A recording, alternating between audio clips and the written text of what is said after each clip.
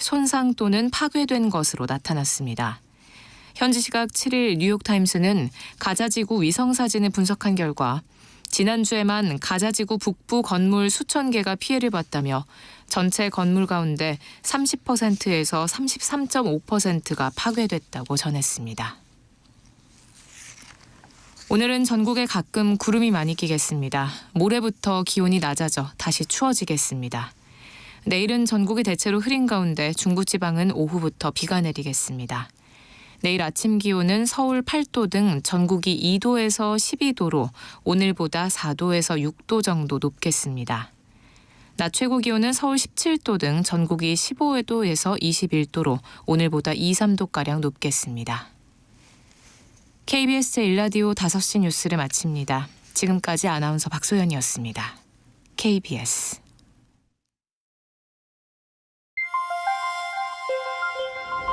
대한민국 중심 채널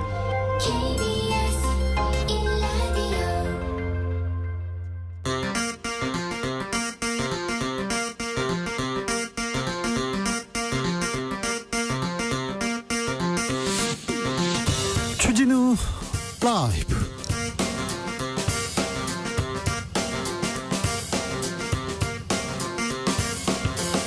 (2023년 11월 8일) 수요일입니다. 안녕하십니까, 주진우입니다. 국민의힘 인요한 혁신위원장 오늘 대구로 갔습니다. 홍준표 대구시장과 마주 앉아서 도와달라 손 내밀었는데요. 홍준표 시장, 대통령 믿고 설치는 듣보잡들 때문에 당이 엑스판이다 이렇게 얘기하면서 박사님이 고생하시는데 통할까요? 라면서 면전에서 거절했습니다. 국민의힘 혁신의 길 갈 길 멀어 보이는데요. 김성태 전 의원과 짚어보겠습니다. 인요한 혁신위원장 대구 청년들과 만나서 20대 남성들이 불쌍하다, 여성들이 다 이기고 있다 이런 말도 했어요. 이준석 전 대표 여성 표를 의식한 단순 처방이라면서 폄하했는데요. 청년들은 어떻게 보고 있을까요? 공동혁신구역에서 살펴봅니다. 이스라엘 하마스 전쟁이 일어난 지 한 달이 넘었습니다. 가자 지구는 어린이의 무덤이 되고 있습니다. 어린이는 10분당 1명씩 숨지고 있다고 하는데요. 이스라엘 시가전 이어가면서 휴전 없다는 입장입니다. 러시아와 우크라이나 전쟁도 장기전 속에서 출구를 찾지 못하고 있는데요. 새로 시작된 전쟁의 시대 어떻게 해석해야 할까요? 지금은 글로벌 시대에서 살펴봅니다. 나비처럼 날아 벌처럼 쏜다. 여기는 주진우 라이브입니다. 오늘도 자중자애, 겸손하고 진정성 있게 여러분과 함께 하겠습니다. 경제가 어렵다고 합니다. 어려워도 너무 어려워요, 이런 얘기 있습니다. 울고 싶어요, 밥을 못 먹어요 얘기하는 분들도 있습니다. 아침 식사 100원 1시간 만에 완판됐다 이런 얘기도 있었는데요. 이런 뉴스 IMF 때 봤던 기억납니다. 1달러 가져오면 뭐 설렁탕 주겠다, 그런 얘기도 그때는 있었거든요. 그때 시민들의 절규 계속됐거든요. 지금 보면 경제 어려운 것 같습니다. 올해 초만 해도 하반기에는 나아질 거다, 물가도 잡힐 거다, 집값도 잡힐 거라고 하면서 또 집값을 집을 사라고 막 돈을 올해 50년 40년 막 빌려주고 그랬어요. 그런데 집값 어려워졌고요. 그리고 경제 나아지지 않습니다. 물가 약속했던 수치 못 지키고 있습니다. 어찌하면 좋아야 될지. 자, 내가 만약 국회의원이라면, 아니요, 경제부 장관이라면, 경제부총리가 된다면 이렇게 경제 좀 바로 잡을 거다, 이런 정책 펴겠다, 이런 여러분의 지혜 모아주십시오. 너무 편향적이었습니까? 공정하지 않았습니까? 할 말 하는 건데요. 네, 저는 계속 묻겠습니다. 여러분의 지혜 물어봅니다. 문자는 샵 9730, 짧은 문자 50원, 긴 문자는 100원이고요. 콩으로 보내시면 무료입니다. 그럼 주진우 라이브 시작하겠습니다.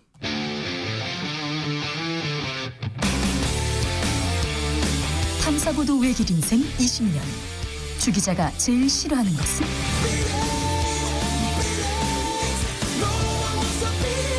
이 세상에서 비리와 부리가 사라지는 그날까지. 오늘도 흔들림 없이 주진우 라이브와 함께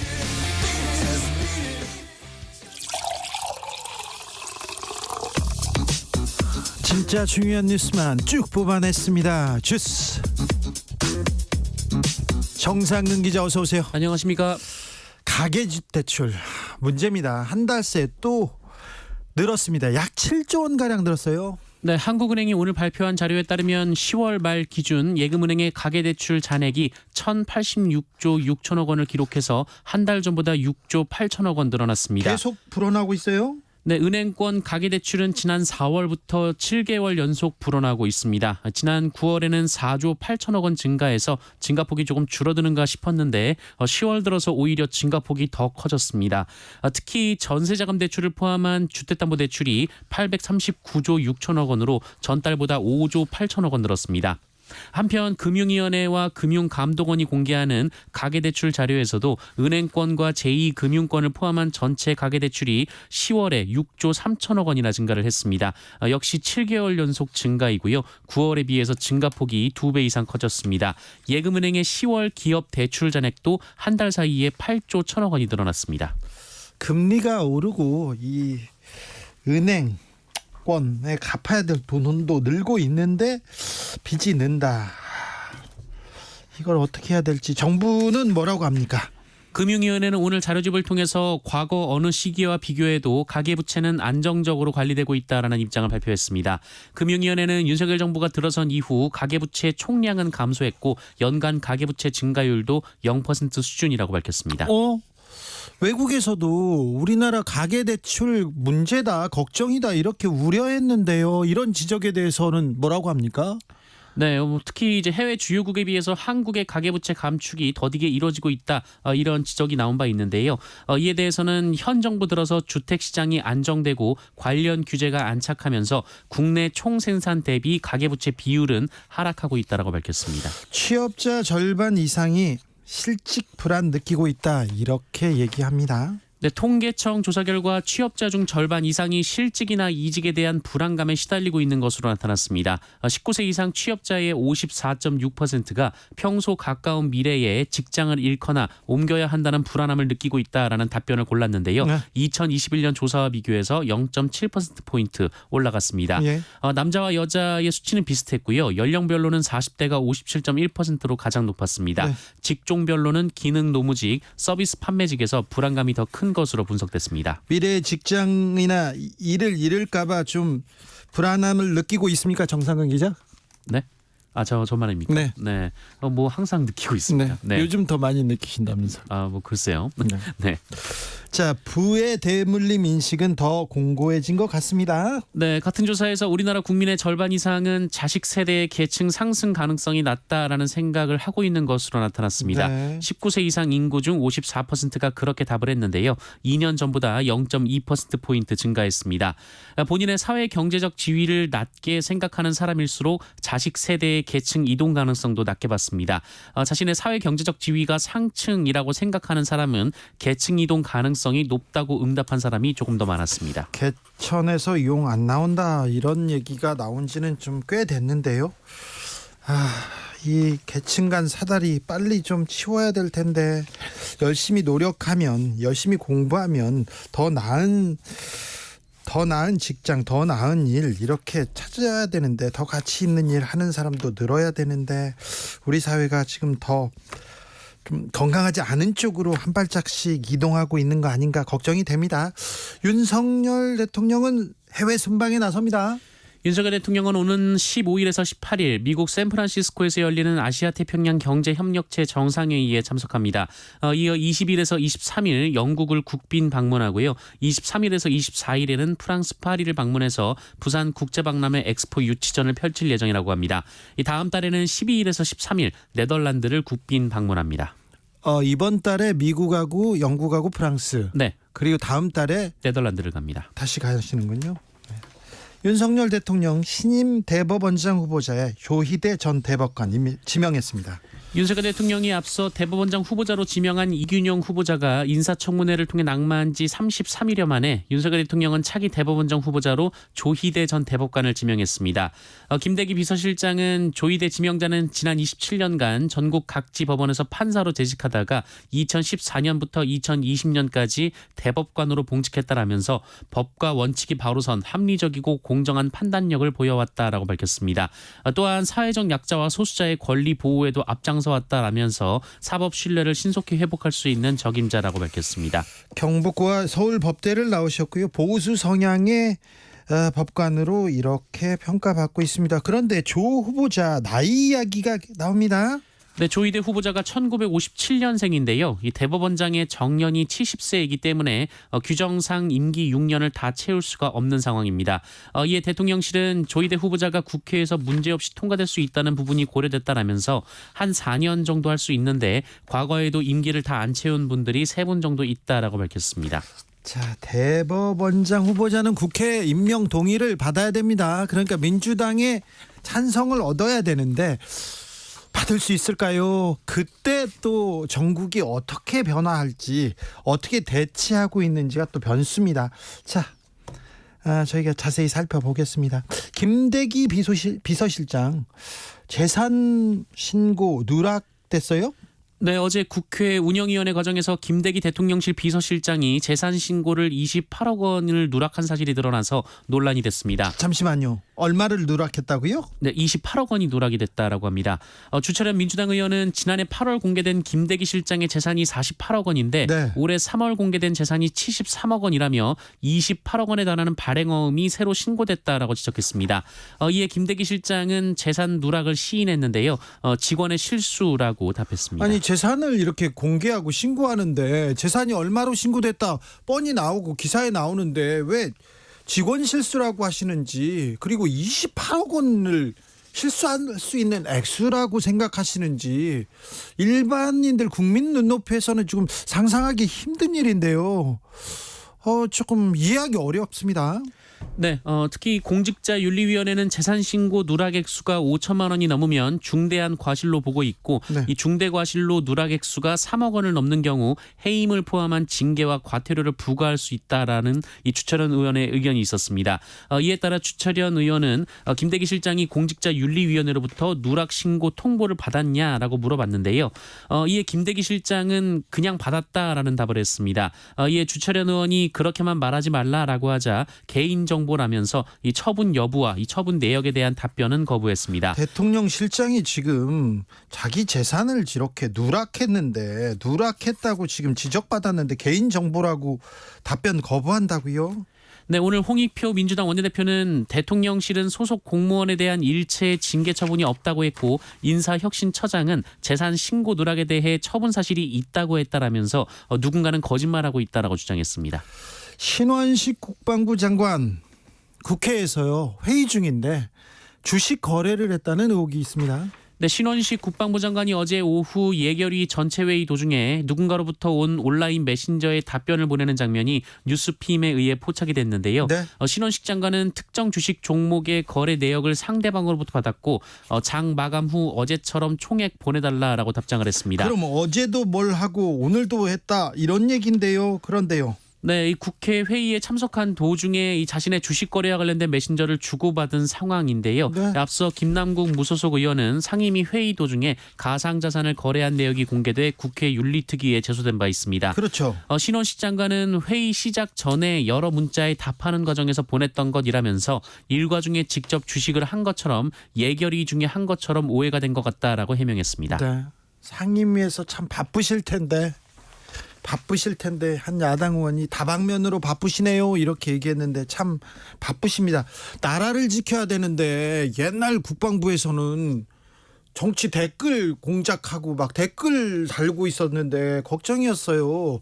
근데 해병대에서 사고가 나도 제대로 처리도 안 하더니, 아니 뭐 전문성은 믿어야 된다고, 능력은 믿어달라고 했는데 아니 국방부 장관이 주식 투자 능력을 막 보여주시려고 하면 어떻게 됩니까? 뭘 믿으라고 하는 건지.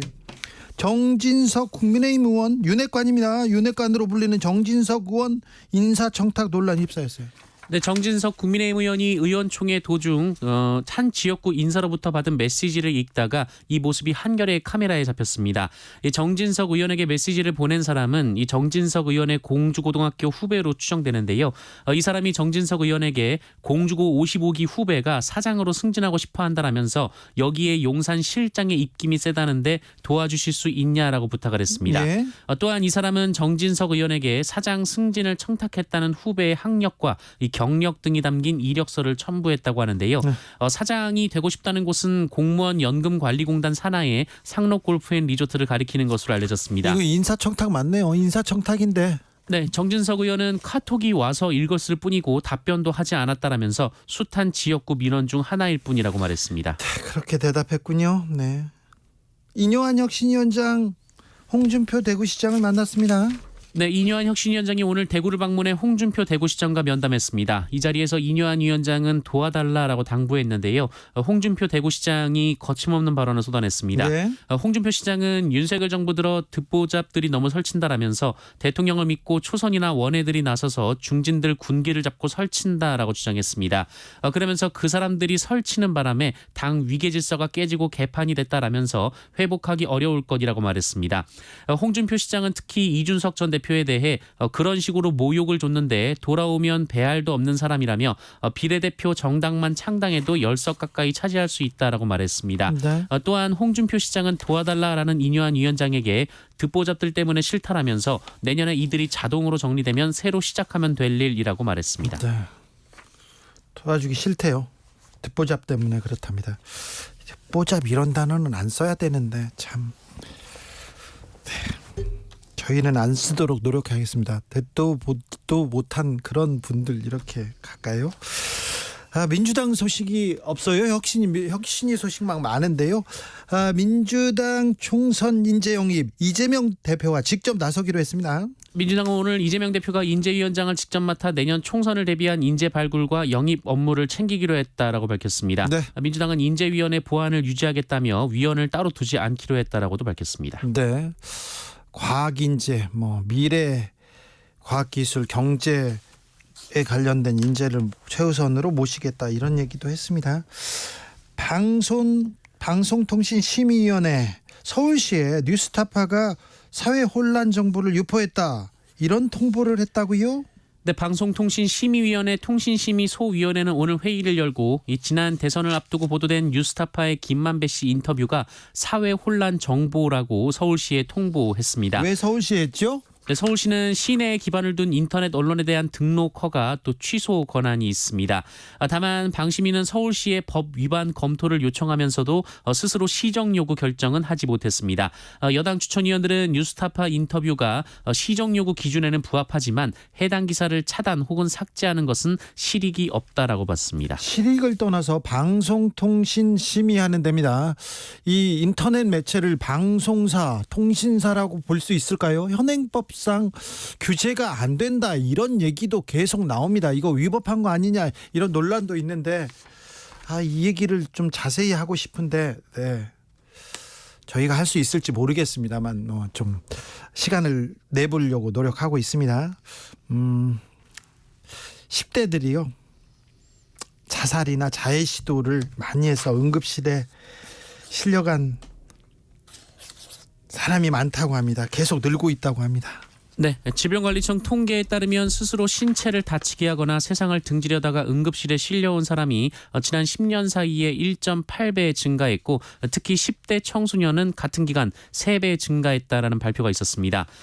전체 자살 자해 시도자의 수는 2012년 5,375명이었으나 지난해 9,813명까지 올라갔습니다. 네. 이 중에 10대는 615명에서 1,786명으로 2.9배, 20대는 1,041명에서 2,744명으로 2.6배 늘어났습니다. 네. 전체 자해 자살 시도자 중 10대와 20대가 차지하는 비율도 2012년 30.8%에서 지난해 46.2%까지 올라갔습니다. 우리 사회가 건강하다, 좀 좋아진다, 전진한다, 진보한다, 이런 쪽에 좀 이렇게 기사를 좀 많이 좀 발굴하고 싶은데 그런 기사가 안 보였네요. 오늘도. 네. 좀 더 노력해야 되겠어요. 네, 더 찾아보겠습니다. 네. 이스라엘 가자시티 시가전은 계속 좀 격렬해집니다. 네, 이스라엘 네타냐후 총리는 현지 시간으로 7일 가자시티에 대한 시가전 돌입을 선언했습니다. 국제사회의 휴전 요구가 이어지는 가운데 이스라엘이 휴전하지 않을 방침을 재확인했다라는 보도가 나왔습니다. 이스라엘의 국방장관은 가자시티는 역대 최대 규모의 테러 기지라고 주장했고요. 병력은 북부와 남부에서 진입했으며 도보와 장갑차, 탱크를 이용해 작전을 전개 중이라고 밝혔습니다. 네, 10분마다 어린이 1명이 죽고 있습니다. 그리고 2명이 다칩니다. 가자 지구는 거대한 어린이의 무덤으로 변하고 있는데 어서 전쟁을 멈추라고 전 세계에서 외쳐야 될 것 같습니다. 주스 정상근 기자와 함께했습니다. 감사합니다. 고맙습니다. 내가 만약 경제부 수장이라면, 경제부총리라면 이런 경제정책 펼치겠다, 이렇게 경제 잡아보겠다, 이렇게 여러분의 지혜를 한번 모아보겠습니다. 5145님, 저는 여유가 있는 분들에게 세금을 걷어가지고요, 힘드신 분들을 위해서 세금을 막 써서 경제가 잘 돌릴 수 있도록 하겠습니다. 네, 좋은 생각인데요. 네, 여유가 있는 분들, 부자들이 이런 정책을 싫어합니다. 부자들이 이렇게 세금을 막 쓰는 정책을 약간 반대합니다. 기업들 왜 그러냐면요, 골고루 이렇게 돈을 다 같이 뿌리더라도 세금은 가진 사람들이 더 많이 내야 되거든요. 그러니까 이런 기득권들은 좀 반대하는 정책인데 그렇게 생각하시는군요. 8649님, 제가 만약 장관이 된다면 서민들 집 매매, 전세 보탬이 될 수 있도록 복지를 좀 펼치고요, 유럽 못지않게 경제적 지원을 해주고 싶습니다. 그러시군요. 9369님, 제가 경제부총리 되면 눈치 안 보고 기본소득제 시행하겠습니다. 기본소득제. 예. 0147님, 제가 부총리 되면 무주택자와 다주택자의 이자 대출 차별 정책 실시합니다. 1주택자가 주택 받을 땐 무주택자의 2배, 2주택자면 4배씩 이자를 조정해야죠. 그러니까 없이 이제 집을 처음 사는 사람한테는 이자를 깎아주고, 집을 많이 사는 사람들한테 이자를 더 주고. 이거 좋은 생각입니다. 이게 경제 정의 차원에서 이거 바람직한 것 같아요. 은행권에서도 좀 수용했으면 좋겠는데 부자가 싫어합니다. 부자들이 싫어해요. 3582님, 제가 만약 경제부 장관이 된다면요, 빈부격차를 최대한 줄여서 상대적 빈곤 줄이고 싶습니다. 네.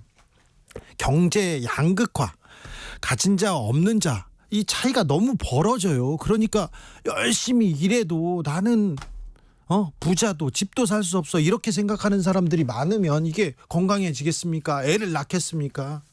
계속해서 부정적인 뉴스가 나올 수밖에 없는 그런 구조에서 우리가 지금 계속 맴돌고 있는데요.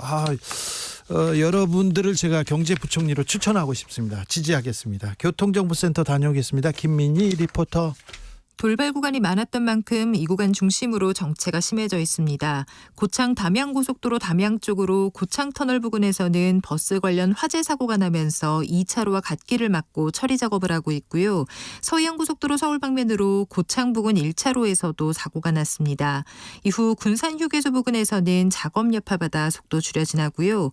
그로는 서평택 분기점에서 팔탄 분기점 사이와 매송휴게소에서 용담터널 부근, 다시 서서울요금소에서 조남 분기점 사이와 또 광명역에서 금천까지 정체입니다.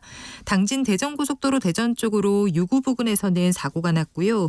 이 일대로는 작업까지 하고 있어서 차량제 속도 더 많이 떨어져 지납니다. 제2중부고속도로 하남 쪽으로 곤지암 부근 사고는 갓길로 옮겨져서 처리 작업을 하고 있습니다. 하지만 부근으로 여전히 정체 심합니다. KBS 교통정보센터였습니다.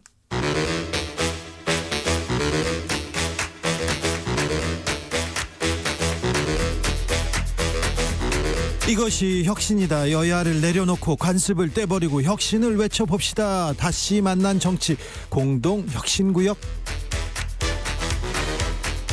수요일 주진우 라이브는 정쟁 비무장지대로 변신합니다. 주진우 라이브가 지정했습니다. 여야 혁신위원장 3분 모셨습니다. 먼저 김용태. 네, 김용태입니다. 류호정. 네, 정의당 류호정입니다. 용혜인. 네, 기본소득당 용혜인입니다. 잘 지내십니까? 네, 오늘이 입동이더라고요. 네. 춥습니까? 춥고 날씨도 차가워지고 네. 마음도 춥고. 네.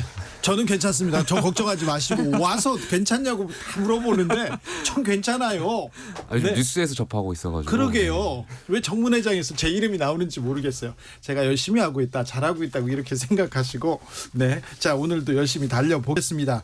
자, 인요한 혁신위원장이 지금 계속해서 뉴스를 선점하고 있습니다. 그래서 아이고 국민의힘에선 잘한다 이렇게 얘기하고 있는데 이게 실효성이 있을까 이런 얘기도 있습니다. 먼저 우리 주진우 라이브 혁신위원장들한테 좀 물어볼게요. 내가 혁신위원장이라면 어떻게 하겠다. 여기는 국민의힘 여당의 혁신위원장이라면 이 단서가 달립니다.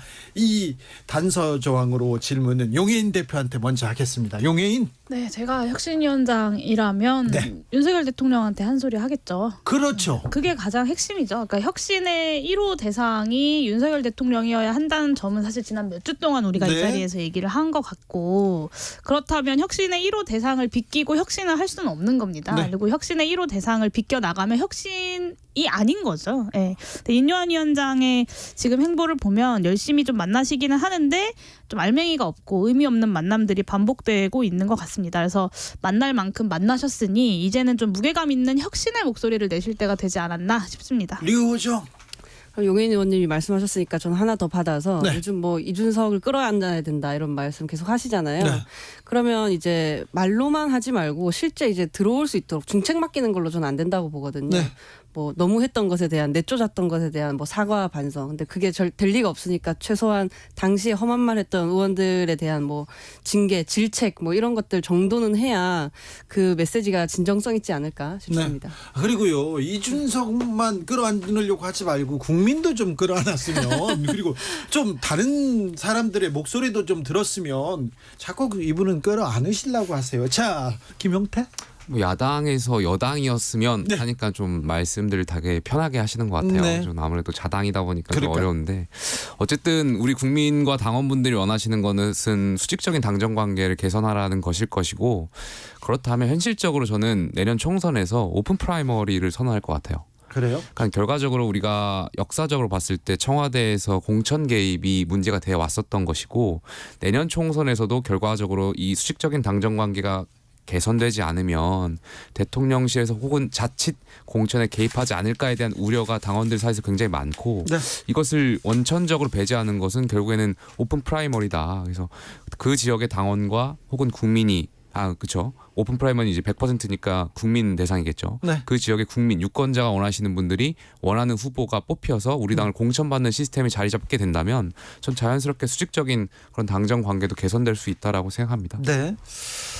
저 홍준표 대구시장이 대통령 믿고 설치는 듣보잡들 당을 지배한다 이런 얘기를 했던데, 그래서 박사님이 고생하시는데 잘 안 될 것이다 이렇게 인요한 위원장 앞에서 얘기를 했어요. 어떻게 들으셨어요? 맞는 말씀하셨어요. 저는 뭐 듣보잡이라고 하는 표현에 있어서 뭐 그 표현에 동의하진 않지만 어쨌든 지금 당내에 굉장히 많은 갈등이 있었고 전 대표를 향한 어떤 윤리위의 징계, 부당함, 민주주의를 위배하는 그런 질서에 대한 어떤 그런 것들이 있었는데, 사실 그런 대통령 권력의 기생에서 대통령 호가호위하는 그런 세력들이 막 여기에 대해서 정말 갈라치기 하고 원칙도 없이 그냥 권력에 계속 줄만 서왔던 것 아니겠습니까? 여기에 대해서 우리 당의 고문으로서 또 대선 후보였던 홍준표 시장께서 했던 말씀은 저는 혁신위원장 그리고 우리 당 당원들이 좀 귀담아 들을 필요가 있는 말씀이었다고 생각합니다. 거기서도 이제 내년 홍준표 시장님도 아마 뭐 알고 계실지는 모르겠지만 내년 총선 승리를 위해서 해야 하는 일은 모든 평론가들 입을 모아서 뭐 유승민, 이준석 끌어안기라고 하잖아요. 근데 이런 거 없이 통합이 안 될 텐데 오늘 그런 취지로 말씀을 좀 하신 것 같았어요. 근데 과연 혁신위가 이 말을 들을까요? 용해인. 네, 홍준표 시장님 그렇게 혁신이 비판하시다가 또 인요한 위원장 오니까 따뜻하게 맞아주시는 것을 보면서 여러 가지 생각들이 들었습니다.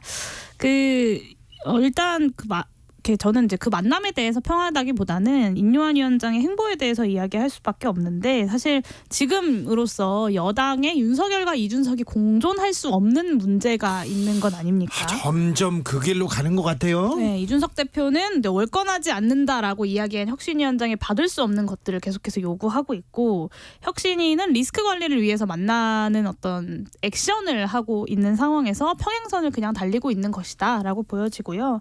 근데 이제 인요한 위원장이 이준석 대표를 상처받은 사람이라고 부르면서 심지어는 이제 부모님한테 연락을 했다 이런 얘기를 했잖아요. 물론 이제 이준석 대표는 연락 온 것도 없다라고 이야기했지만 저는 이게 상대방을 이제 정치적으로 함께 가야 하는 동료 정치인으로서 존중하는 태도인가라는 생각은 좀 들었어요. 이준석 대표도 이제 나이가 40인데 부모님한테 그렇게 연락을 한다는 것 자체가 좀 굉장히 좀 당황스러웠고 어머님이 좀 서운하실 것도 같다 저는 생각돼요. 이준석 대표는 모든 면에서 저랑 맞는 게 없지만 인요한 위원장은 참 너무하다. 이준석 위원장한테 저는 혁신위원회가 그 한 명의 정치인을 존중하려는 태도부터 가져야 대화도 시작될 수 있다고 생각합니다. 자, 그런데 보수 진영에 있는 분들은요. 대선 때 어땠어요? 윤석열 후보하고 이준석 전 대표하고 보기도 싫어하는 것처럼 하고 막 그런데도 나중에 후드티 같이 입고 안 어울렸습니다만 후드티 같이 입고 막 짠 이렇게 건배하고 그랬습니다. 네, 건배하고 그랬는데 그리고 나서 또 갈등이 있었어요. 갈등이 있었잖아요. 당대표 탄핵하라고 그때 의원총회에서도 하고 그러니까요. 그리고 또 화해하고. 그러니까 또 화해하고 또 손을 맞잡지 않을까 그런 얘기도 하는 분이 있습니다. 박영진님이 물어봅니다. 이준석 전 대표 중책보다 노원병에 전략 공천 주면 좋을 것 같습니다. 어떻게 보십니까, 김용태 최고? 뭐 저는 그게 문제의 본질이 아니라고 생각해요. 네? 그러니까 뭐 공천 주고 안 주고 그것도 뭐 중요하겠지만 그보다 중요한 것은 대통령실의 어떤 변화, 실질적인 효과 있는 그런 진정성 있는 변화가 우선돼야 될 거고요. 계속해서 말씀드리지만 수직적인 당정 관계가 개선되는 것이 본질인 것이지. 네. 뭐 그렇습니다. 이준석 전 대표 신당 쪽으로 계속해서 발걸음을 옮기는 모양새입니다. 계속해서 신당 얘기가 나오고요. 비명계에서도 합류할 수도 있다. 중간지대에 있는 사람들 제3지대 다 모여라 이렇게 얘기하는데 이 모임 자, 정의당에서도 좀 잘 쳐다봐야 될 텐데 어떻게 보고 계세요? 저희 이제 정의당에서도 좀 뭐 이렇게 소통하신 분이 계신 것 같더라고요. 그러게요. 저는 아닙니다. 네. 그런데 이제 통합에 저는 제3지대 세 번째 네 번째 교섭단체가 필요하다고 생각하기 때문에 예. 용기 있게 새로운 정당 창당에 좀 나서라고 말씀을 드리고 싶고 네. 꼭 이렇게 뭐 한 당을 하는 통합의 방식이 아니더라도 연합이나 연대의 방식도 있는 거잖아요. 네. 세 번째 네 번째 그룹이 서로 대화 타협을 통해서 좋은 정치할 수 있다라는 걸 보여드리고 기대감을 높이는 그런 모습도 보여주면 좋지 않을까. 제3당에 대해서는 기본소득당도 면밀하게 이렇게 쳐다봐야 될 텐데요. 일단 그 아까 그 주진우 앵커가 이야기한 나중에 화해하는 거 아니냐 이렇게 예. 막 신당 바람 막 넣어놓고 예. 물론 그럴 가능성도 있겠죠. 근데 그렇게 이 영화가 이 드라마가 그렇게 끝나버린다면 이준석 대표의 정치 생명은 저는 그걸로 끝나는 것이라고 생각합니다. 그래서 별로 그렇게 크게 가능성은 없어 보인다는 생각이 들고 제3지대 제가 누누이 말씀드리지만 내용 없는 제3지대는 다음 총선에서 의미 있는 결과를 얻기 힘들 것이다 라는 이야기를 드리고 있습니다. 이준석 대표도 반윤석열 전선의 어떤 선봉장처럼 보이지만 결국에는 내용 없이 어떤 지금의 국민의힘과의 관계, 뭐 윤석열 대통령과의 관계에서 정치공학적인 계산 속에서만 신당을 창당한다면 그 제3세력의 결말은 저는 우리가 한번 목격했다고 생각합니다. 안철수 의원의 제3지대를 우리가 한번 보지 않았습니까? 그래서 좀 대한민국의 시대에 대한 인식과 그 과제들을 가지고 충분히 제3지대를 꿈꾸는 사람들이 논의하는 것이 지금은 오히려 필요한 것인데 제3지대를 이야기하는 그 분들을 보면 여전히 좀 오히려 진영 논리에 갇혀 있는 것이 아닌가라는 생각이 좀 듭니다. 류호정. 진영 논리 말씀하셔서 생각이 나는 한 1분 30초만 얘기해도 되나요? 네. 제3지대로 만약에 이제 같이 하게 되면 네.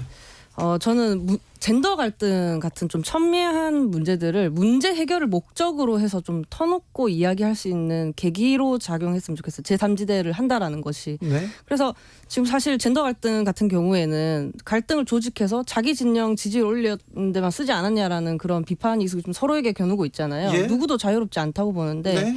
이전 세대의 어떤 이념 논쟁이 우리 세대에서는 이렇게 젠더를 주제로 있을 수 있고 젊은 분들은 젠더 갈등을 되게 심각하게 보고 계시거든요. 네.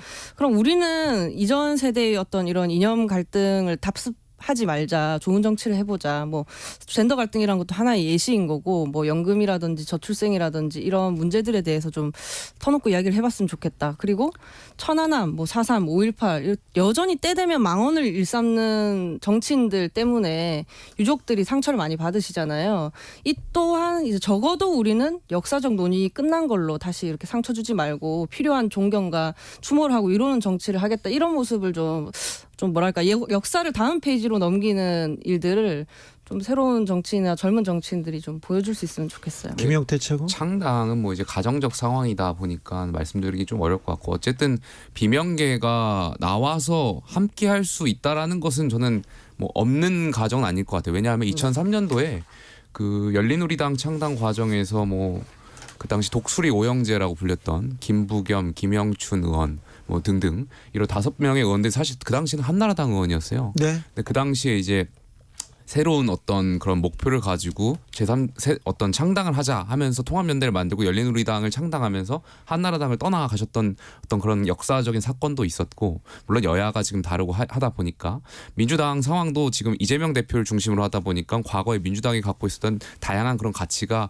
없어지고 있는 형국이고, 그렇다 보면은 민주당 내에서 충분히 과거의 독수리 오영재처럼 탈당하는 그런 인사들이 나올 수도 있다. 저는 개인적으로 생각합니다. 다음 네, 저는 류호정 의원이랑 생각이 좀 다른데, 문제 해결책이 같으려면 문제에 대한 진단이 같아야 하는데, 이준석 대표와 정의당이 그 문제에 대한 진단이 같을 수 없고, 그렇다면 해결책이라는 것도 내놓을 수 없다라고 생각합니다. 그렇다면 길이 워낙 달랐는데 힘을 모은다고 한다면 그건 국민들이 보실 땐 그냥 어떤 선거를 앞둔 야합에 불과하지 않겠습니까? 한 당 안에서 말하는 게 아니라 제3지대를 이렇게 크게 놓고 말하는 거고요. 갈등이 어쨌든 존재하고 네. 해결을 목적으로 해야 하니까 대화를 좀 더 신뢰하는 상태에서 할 수 있으면 좋지 않겠느냐 하는 네. 거죠. 제가 정치권 취재를 오래 했잖아요. 네. 그런데 아무튼 이준석 전 대표가 만약에 국민의힘하고 다시 손을 잡는다면 정치 인생이 아마 끝날 것이다, 이런 비슷한 취지의 얘기를 했는데, 옛날에 대선 전날 후보 단일화를 파기한 사람이 있어요. 그분도 이렇게 나중에 다시 이렇게 정치에 또 다시 살아나고요. 옛날에 민주당에서 노무현 전 대통령을 탄핵에 앞장섰던 그런 사람들이 있어요. 나중에 또 다 살아나고 막 그러더라고요. 그걸 보면 야, 정치는 뭔가 이렇게 갸우뚱하게 됩니다. 자, 요 얘기를 지금 국민의힘 혁신위와 지금 신당 얘기를 했는데요. 대통령 얘기 좀 물어볼게요. 자, 이념보다 민생 계속 얘기했습니다. 보수 그런 거 아니고 경제 이렇게 외치는데, 지금 박근혜 전 대통령을 12일 만에 다시 만났어요. 또 대구로 갔어요. 이걸 어떻게 보십니까? 청년 김용태. 뭐 대통령실에서는 이제 정치적인 의미는 없다 뭐 이런 말씀을 했던 것 같은데, 아니 정치인이 정치적인 의미가 네, 없으면 무슨 뭐 의미가 있죠? 객관적으로 봤을 때는 사실 저희 당이 예. 뭐 대구 경북 지역의 어떤 지지율, 뭐 예. 여론조사 수치를 말씀드릴 수는 없겠지만 그렇게 우리가 예상하는 것보다 넉넉고 있을 상황은 아니에요. 아, 그래요? 그리고 뭐 창당 얘기가 나오지만 사실 현실적으로 TK 중심의 또 신당에 나올 수도 있는 거거든요. 과거에 2008년에 친박연대 모델처럼, 안 그래도 지금 이뇨한 위원장 영남 중진들 불출마해라 이렇게 놓고 있는데, 영남 중진들 입장에서는 선택지가 2개 있는 거겠죠. 불출마하거나 아니면 무소속 혹은 창당해서 TK 중심의 당을 만들겠다. 예. 그게 2008년의 친박연대 모델이거든요. 예. 그러니까 TK 지역은 민주당 후보가 많이 없다 보니까 결국 국민의힘과의 대결이 될 테고, 1대1 구도가 된다면 가능성이 있다라는 판단들이 지금 당의 여러 군데에서 기저에 깔려 있고, 그러다 보니까 그리고 이준석을 비롯한 제3신당도 있고요. 연대가 될 수도 있는 거고, 그러다 보니까 아마 여당 내에서는 좀 TK 민심을 관리할 필요가 있지 않나. 사실 그 핵심에는 박근혜 전 대통령의 역할이 있을 수도 있는 거거든요. 만약에 박근혜 전 대통령이 어떤 입장을 취하느냐에 따라서 저희 국민의힘 입장에서는 TK 지지율이라든지 내년 총선에서 큰 영향을 받을 수 있기 때문에 네. 아마 그런 차원에서 또 뭐 그런 연장선상에 뭐 그것 때문에 같지만은 않겠지만 그 목적도 하나 있지 않았을까에 대한 추측이 있습니다. 국정농단 당시 탄핵될 때만 해도 박근혜 전 대통령이 정치력을 보일까, 이명박 전 대통령이 구속됐는데 다시 정치력을 보일까, 이런 생각도 했었는데 보이고 있네요. 어찌 보셨습니까, 용해인? 네, 이태원 참사 유가족을 1년째 안 만나고 계신 윤석열 대통령이 박근혜 전 대통령을 12일 만에 2번이나 만났다. 뻔한 여의도 문법인 건 아는데요. 네, 정말 속에서 천불이 납니다. 그리고 윤석열 대통령이 민생행보 이야기하시면서 뭐 후쿠시마 오염수 피해를 보고 있는 혹은 그것을 우려하는 어민들을 만나보기를 했나, 아니면 최상병의 유족분들을 만나 뵙고 억울함을 풀어주기를 했나, 아니면 흉상 이전 문제로 굉장한 모욕감을 느낀 어떤 독립운동 유공자와 그 가족들을 만나기를 했나. 저는 정부의 수장으로서 만나야 할 분들은 만나지 않고 대구시장에는 갔습니다. 네, 오로지 이런 이념에만 골몰을 해서 현장은 안 가고 보수 단결 행보만 보이고 있는 것에 대해서 문제를 제기하지 않을 수 없고요. 이 국민들께서 그 누구도 이번 만남에 정치적 의도가 없다고 생각하진 않으실 것 같아요. 특히나 연속해서 만났기 때문에 이번에는 아주 구체적인 이야기들도 나왔을 거고, 이번 만남은 특히 독대를 한 게 아니라 유영아 변호사를 끼고 같이 배석을 해서 만났다고 하더라고요. 그러니까 여의도에 TK 중진들 수도권으로 다 올리고 유영아 변호사에게 공천 주는 거 아니냐라는 말들도 벌써 나오기 시작했다라는 점을 말씀드립니다. 사실 뭐 대통령실이 정치적 의미를 둔 행보가 아니라고는 했지만 대통령의 행보가 정치적이지 않을 수가 없잖아요. 그 말 자체가 좀 그렇죠. 부적절합니다. 그렇죠. 이상한 말씀을 하셨다고 생각을 하고 네. 지금 연이은 대구 방문은 뭐 나빠지고 있는 TK 민심 잡으러 가신 거죠. 대구 경북에서 이제 대통령과 여당에 관한 부정적 인식이 지금 어느 때보다 좀 높은 상황인 것 같은데, 이런 상황에서 뭐 예를 들어 이준석 신당이 대구의 민심을 얻으면 어떡하지 걱정도 될 거고, 그러면 22대 총선에서 국민의힘은 물론이고 대통령도 위태로워질 텐데 어떡하지 하실 거고, 그 끝에 결국 대구 박근혜 전 대통령을 찾아갔다고 봅니다. 근데 저도 이제 TK의 최고위원을 하면서 뭐 저와 관련된 인맥들 네트워크도 있을 거고, 저도 뭐 대구 경북에 친구들이 있다 보니까 전화를 많이 받는데 민심이 좀 좋지 않은 것만은 사실인 것 같아요. 대구에서요? 네. 너네 그 친구들이 저한테 전화하기를 너네 똑바로 안 하냐, 네. 뭐 이렇게 말씀하는 친구들도 있고, 정말 이건 아니지 않냐. 아니 근데 대구만 지금 대통령에 대한 민심이 좋지 않은 게 아니에요. 그러니까 제 말씀은 대구 그렇죠. 경북은 이제 전통적으로 그렇죠. 저희 당의 지지세가 높았던 지역이다 보니까 네. 말씀을 드리는 거고요. 아니 거기가 대구 경북이 지지세가 안 좋으면 다른 동네는 어쩌겠어요. 그런데 왜 다른 동네는 안 가실까? 김건희 여사는 오늘 호남 지역 가신 걸로 알고 있는데. 김건희 여사가 뭐 그 순천에도 가고 소록도에도 방문하고 네. 그랬습니다. 그런데 그 대구나 박근혜 전 대통령을 방문하는 것만으로도 될 거라고 생각하는가 하고 또 기분 더 나쁘시지 않을까요? 대구에서요? 네, 우리가 그렇게 쉬워 보이냐 하시지 않을까요? 대구는 네. 아니 뭐 잘 대구 좀 되고 다른가요? 있는지 그런 차원을 떠나서 어쨌든 대통령이 방문한다는 것 자체가 정치적인 의미가 있는 거고, 그렇죠. 네. 사람들하고 만나서 소통하고 하는 것 자체가 네. 저는 긍정적인 효과는 있을 거라고 생각합니다. 형우나님께서 대통령이 움직이는데 어떻게 정치적이지 않은 행보일 수가 있을까요? 대통령은 미국 그리고 영국, 프랑스에 또 순방에 가십니다. 네, 다음 달에는 네덜란드 순방이 예정돼 있습니다. 정의당은요 어떻게 돼가고 있어요? 그리고 류호정은 어떻게 돼가고 있어요? 저는 이제 내일 예산국회를 준비를 하고 있고요. 예. 지금 정의당 이정미 대표가 사퇴를 하고 네. 녹색당과 선거연합정당 추진을 공식화를 했거든요. 녹색당과 손을 뭐 잡습니다. 내부적으로 뭐 비판도 있고 뭐 또 뭐 긍정하시는 분도 있고 한데 네. 사실 정의당은 그러면 왜 벌써부터 선거 전략을 짜고 그걸 가지고 사퇴하고들 난리지 하시는 분들도 있을 것 같아요. 선거연합정당을 한다고 하니까.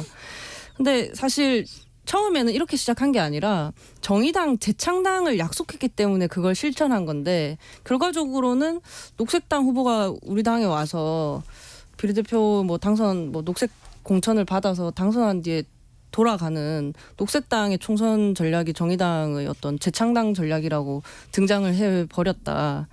그래서 어떻게 이런 일이 일어날 수 있는가 저도 좀 의아스러웠고요. 저희가 21대 총선 때 원칙을 지킵니다, 당신을 지킵니다가 정의당 이제 슬로건이었습니다. 그때 정당 득표 9.7% 기록을 했고요. 그런데 지금 이대로 간다면 우리 당 후보들은 아마 우리 연합은 위성정당이랑 다르다니까요? 라는 말로 아마 총선 시기를 다 보내버려야 하지 않을까 하는 우려가 좀 강하게 들어서요. 아직 전국위원회도 한번 남았고 당대회도 남아있기 때문에 이제는 이제 당원분들께 조금 이렇게 가면은 어렵다라는 것을 좀 설명해 하고 네, 설득을 좀 하려고 합니다. 그래서 류호정 의원은 어떻게 됩니까? 저는 이제 당대회까지 열심히 설득을 하는 거죠. 네. 요즘 기사 보니까 류호정 의원 기사도 굉장히 많이 나오더라고요. 알았어요. 유호정 의원한테 왜 관심이 아니 있어요? 궁금해가지고. 너 저만 관심 좀 됩니다. 용해인 의원도 어떻게 할 건지에 자, 대해서 또 네, 굉장히 많이 나오고. 또 이야기가. 저의 또 관심사 용해인 대표. 자, 아니 김용태 최고 맨날 이 자리에서 다 그 국민의힘 문제에 대해서 곤란한 질문 받다가 네. 지금 굉장히 좀 좋은 기분으로 류호정 의원님한테 이런저런 질문하는 것 같은데 이제 정의당에서 이제 유럽식 선거연합정당 논의를 그러니까 유럽식 선거연합정당이라는 단어가 정의당 덕분에 요새 되게 많이 나오고 있어요. 저로서는 굉장히 좀 반가운 일인데 이 유럽의 선거연합이라는 게 그러니까 기존에 있던 정당에 다른 정당 사람이 들어와서 공천받고 다시 돌아가고 이런 게 유럽식 선거연합 정당은 아니거든요. 근데 핵심은 이제 각 정당의 독립성을 보장하면서도 동시에 연합의 제도적인 방안들을 열어두는 게 이제 유럽식 선거연합 정당이죠. 근데 이제 제가 생각했을 때 이 연합 정치가 중요한 이유는 그러니까 단순히 소수 정당들이 더 국회에 많이 들어가기 위해서가 아니라 한국은 연합 정치를 제도적으로 거의 보장하고 있지 않은 나라이기 때문에 여기서 만들어지는 정치 문화가 있다고 저는 생각합니다. 그러니까 어떤 대화나 타협을 통해서 서로가 의견을 조율하고 맞춰가고 중간점을 찾아가는 문화가 안 생기는 거죠. 근데 연합을 하다 보면 유럽에서 뭐 서로 이렇게 연정 같은 거 하고 같이 이제 공동의 정부를 세우고 하면서 구체적인 정책들을 막 그 서약을 해요. 무슨 법 통과시키기 뭐 하기. 근데 지금의 연합 정치의 논의는 사실 정의당 연합 정치도 마찬가지인데 그런 게 없고 누가 유명인이 어떤 당을 만들어 가지고 누구와 함께 손잡고 선거를 치른다 이런 방식의 연합 정치들만 이야기되는 것이 네. 개인적으로는 좀 굉장히 안타깝습니다. 자 김용태 최고한테 이제 국민의힘 얘기 물어볼게요. 또 다시 왔습니까? 또 국민의힘입니까? 아니 그것만 물어볼게. 메가시티예요, 뉴시티예요. 뉴시티로 또 바꾸는 거 네, 아니겠습니까? 뉴시티로 바꾼 것 같아요. 예. 뉴시티 특위를 출범했는데 이번엔 안 바꿉니까? 이제 안이 정해졌어요? 제가 알기로는 뉴시티로 가는 걸로 알고 알겠어요. 있습니다. 근데 국민의힘 광역단체장들이 다 막 반대하고 나섰는데 그것부터 좀 설득하고 나야 되는 거 아니에요? 저는 그 인천시장의 말씀에 굉장히 존중할 필요가 있다고 생각해요. 뭐 일부 의원분들께서는 인천시장이 뭐 자기 정치한다, 지역 정치한다라고 이렇게 치부하시는 분들이 계신 것 같은데 인천시장의 말씀에 정말 우리나라 광역 개편에 대한 진정성이 있다고 저는 생각되고요. 예. 그러니까 기준을 명확히 여당이 제시해야죠. 어디까지 서울로 할 것이냐. 예. 시민이 원하면 들어주겠다 이렇게 나가게 되면 뭐 충청도까지 서울로 할 건 아니잖아요. 네. 그러니까 여기에 대해서 명확하게 그 뉴시티 위원회에서 기준을 좀 제시해 주시고 예. 여기에 대해서 공론화가 됐으면 좋겠습니다. 자, 민주당에서는 이동관 방통위원장에 대한 탄핵 카드를 만지작거리고 있습니다. 의결할 가능성이 높은 것 같은데요.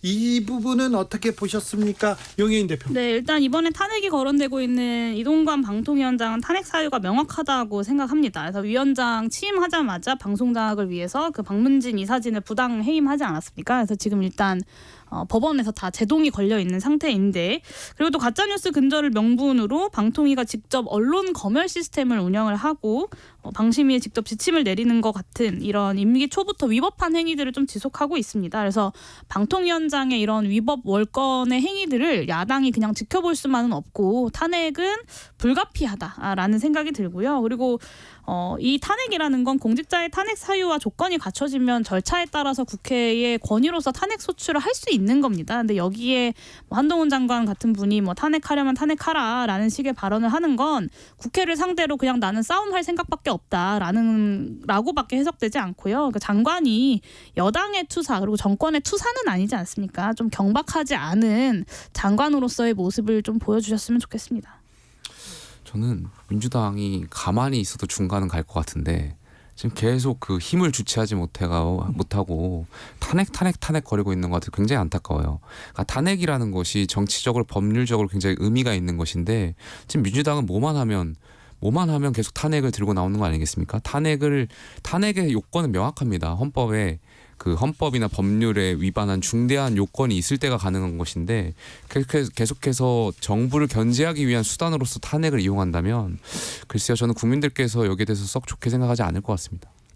한동훈 장관 같은 경우 이제 탄핵 카드를 쉽게 쓰긴 어려울 거라 보는데 그래도 네. 임동가 위원장에 대해서는 한번 가능성이 있다라고 저는 생각을 하거든요. 네. 그리고 이제 요즘 특히나 이제 가짜 뉴스에 대해서 국회에서도 많이 언급이 되는데 저는 그 언론 관련해서 여당이 내로남불하지 않았으면 좋겠어요. 가짜 뉴스로 확인되어서 정정된 기사가 특히 노동 관련해서 또 무수히 많이 있거든요. 그런데 마치 특정 진영만 뭐 가짜 뉴스를 생산한다는 듯이 이렇게 몰아붙이고 뭐랄까 이렇게 갈라치는 모습을 좀 많이 없애야 된다 그렇게 생각을 하고요.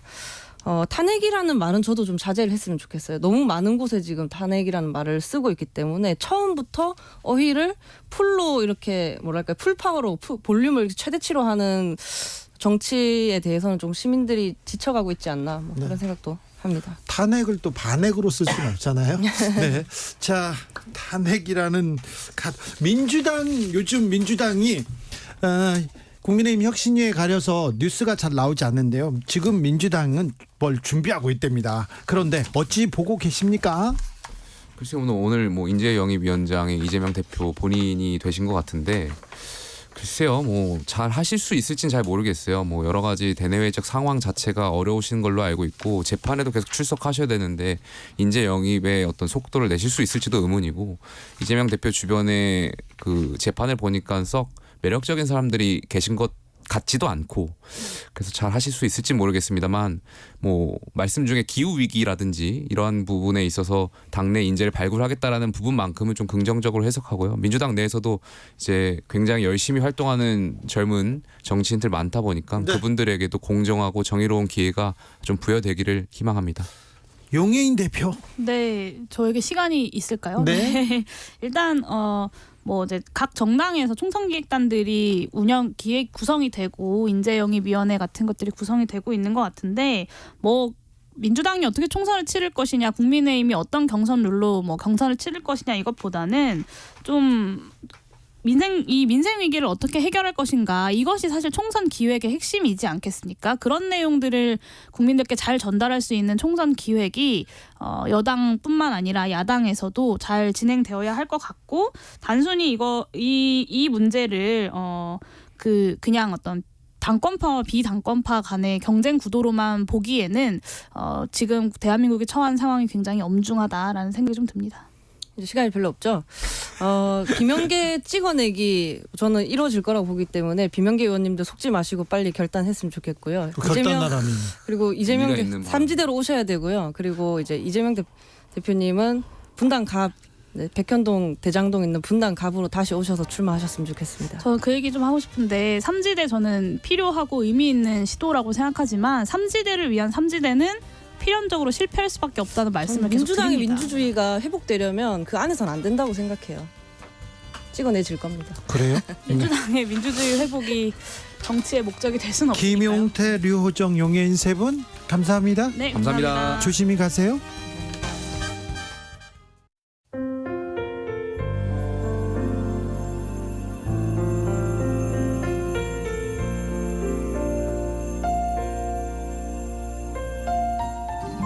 KBS 라디오 연중기획 희망충전 대한민국 559번째 이야기. 안녕하세요. 아나운서 이연주입니다.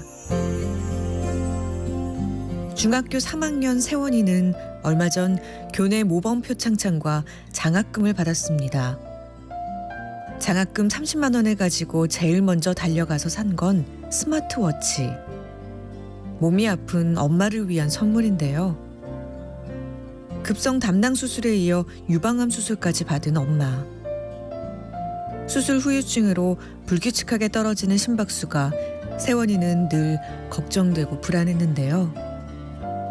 이젠 엄마 손목이의 시계로 심장 상태를 알 수 있어 마음이 조금은 놓인다는 세원이. 가정폭력에서 벗어난 지 얼마 되지 않아 건강까지 약해진 엄마가 세원인 안타깝기만 합니다. 엄마의 든든한 아들이 되겠다고 다짐하는 세원이가 희망을 마주할 수 있도록 여러분이 두 손을 꼭 잡아주세요.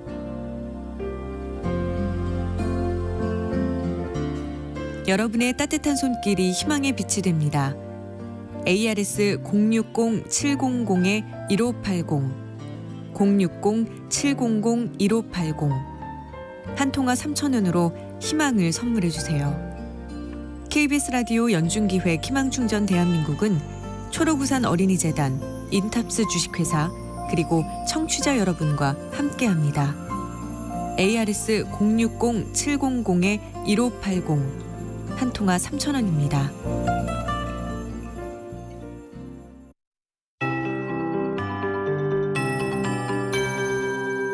KBS 58분 날씨. 절기 입동인 오늘 서울의 첫 얼음과 서리가 관측됐습니다. 그래도 낮에는 햇살이 따스했는데요. 내일까지 추위가 다소 주춤하겠습니다. 내일 아침 기온은 서울이 8도로 오늘보다 6도가량 높겠고요. 대전 5도, 광주 9도, 강릉 11도, 부산 13도 안팎을 보이겠습니다. 낮 기온도 오늘보다 높겠습니다. 서울이 17도, 대전 19도, 강릉, 광주, 부산이 21도 안팎까지 오르겠습니다. 내일 하늘이 흐린 가운데 오후부터는 비 소식이 있는데요. 이 비가 내리고 나면 다시 찬 공기가 내려와 추워지겠습니다. 중부지방의 비는 내일 밤까지, 남부지방과 제주도는 모레 오전까지 이어질 텐데요. 제주도에 최대 50mm, 광주, 전남, 부산, 경남, 남해안에 5에서 30, 전북에 5에서 10mm가 오겠고 그 밖의 지역은 5mm 정도가 지나겠습니다. 내일 오후부터 서해안의 바람도 매우 강하게 불겠습니다. 찬바람이 강해지는 모레는 그 밖의 해안과 제주도에서도 강풍에 주의가 필요하겠습니다. 서해 먼바다에는 풍랑 예비특보가 들어있는데요. 내일 오후 서해 먼바다를 시작으로 모레는 대부분 해상의 물결이 최대 4m로 매우 높게 일겠습니다. 지금 서울의 기온은 12.2도입니다. 박다영입니다.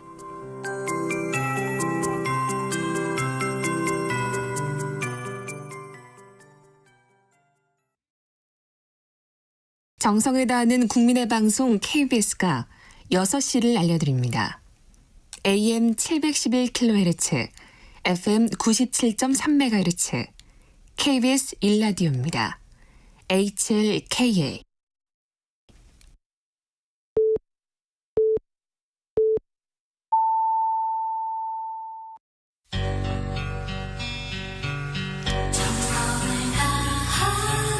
정성을 다하는 국민의 방송 KBS 주진우 라이브. 그냥 그렇다고요. 이 시각 라디오 정보센터 뉴스입니다. 더불어민주당이 이동관 방송통신위원장에 대한 탄핵소추안 당론 발의 결정을 미루고 내일 다시 논의하기로 했습니다. 국민의힘은 수적 우위를 앞세운 명분 없는 탄핵은 또다시 국정을 혼돈 속으로 내몰 뿐이라고 비판했습니다. 윤석열 대통령이 차기 대법원장 후보자로 조희대 전 대법관을 지명했습니다. 이균용 전 후보자 임명 동의안이 국회에서 야당 주도로 부결된 지 33일 만입니다. 지난달 가계대출이 6조 원 넘게 증가해 한 달 증가폭으로는 2년여 만에 가장 많이 증가했습니다. 금융당국은 과거 가계대출 급증 시기에 비해 안정적으로 관리되고 있다고 밝혔습니다. 내일부터 주로 대기업이 부담하는 산업용 전기요금이 킬로와트 시당 평균 10.6원 인상됩니다. 주택용과 소상공인, 중소기업용 전기요금은 경제에 미치는 부담을 고려해 동결하기로 했습니다. 가자지구 최대 도시 가자시티를 포위하며 작전을 확대해온 이스라엘군이 본격적인 시가전을 개시했습니다. 친이란 무장정파 헤즈볼라를 향해선 참전을 결정한다면 매우 큰 실책이 될 것이라고 경고했습니다. 지금까지 라디오 정보센터 뉴스 정한나였습니다.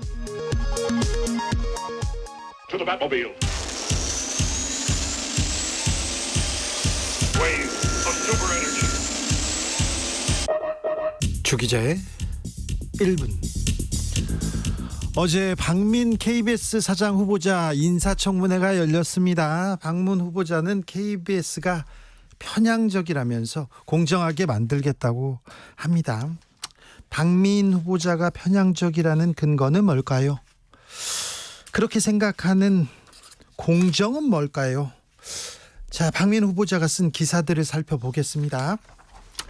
윤 대통령은 국정 최고 책임자인 동시에 국민의힘 1호 당원이다. 따라서 국가적 위기 상황에서 권력 투쟁에 빠져있는 여당을 방치하는 것은 직무유기다. 개입이 공개적이고 직접적일 필요는 없다. 이준석 전 대표와 갈등 상황에서 이런 글을 쓰셨어요. 윤 대통령은 파괴자의 운명을 타고났다. 문재인 정부에서는 좌파 아이콘 조국 법무부 장관과 맞서 좌파 스스로 무능과 내로남불 드러내게 했다. 좌파 아이콘인가요, 조국 장관이? 윤석열 안철수 단일화는 이번 대선의 시대 정신을 온전히 담는 그릇이 될 수 있다. 지난 대선에 쓴 글입니다. 이재명은 중앙정치에선 신인이지만 기성 정치권의 구태를 답습했다. 그를 후보로 선출하고 지원하는 문재인 정부와 민주당은 오래전 진보성을 상실한 이결사체이자 수구좌파이다. 민주당을 수구좌파라고 생각하시는군요. 다른 글도 볼까요? 보수 진영의 이재명은 영화 어벤져스의 빌런 타노스와 같은 존재다. 이 민주당이 절대 질 수 없는 대선에서 0.73포인트 차로 패배한 것은 이재명의 당선이 우주 생명체의 절반을 소멸시키는 타노스의 손가락 튀기기가 될 수 있다는 보수 진영의 절박감 때문이다. 보수 진영의 어벤져스는 윤석열 대통령과 윤핵관이다. 이재명의 몰락이 과시하다 하면 윤핵관의 존재의 의미와 당정의 일사불란함은 호소력을 잃는다. 이렇게 쓰셨습니다. 박민 후보자가 이렇게 쓰셨습니다. 윤석열 대통령과 윤핵관은 어벤져스입니까? 이재명은 타노스입니까? 이게 공정입니까? 전 그렇게 생각하지 않습니다. 그렇다면 편향적입니까? 문재인 정부와 민주당은 저주에 가까운 비판을 퍼붓고 윤석열 대통령과 국민의힘은 칭송하면서 훈수를 두는 것이 공정입니까? 전 그렇게 생각하진 않습니다. 그렇다면 편향적입니까? 조선일보에서 박민 KBS 사장 후보자 주진우 라이브 등 편향 방송 조치할 것, 이런 제목으로 큼지막하게 기사를 냈습니다. 주진우 라이브 바로 조치하라, 이런 의미로 들리는데요. 가장 편향적이라고 평가받는 조선일보 기사를 보니 주진우 라이브가 잘하고 있다는 확신이 듭니다. 사실 요즘 좀 힘들었습니다. 고민이 컸습니다. 주변 사람들 계속 그만두고요, 막 사라지고 함께 일하는 사람들한테 불똥이 튈까봐 미안하기도 하고 이런저런 생각 많았거든요. 자, 다시 다짐하게 됩니다. 오늘도 그리고 내일도 주진우 라이브 진실의 편에서, 정의의 편에서, 국민의 편에서, 약자의 편에서 열심히 하겠습니다. 주 기자의 1분이었습니다.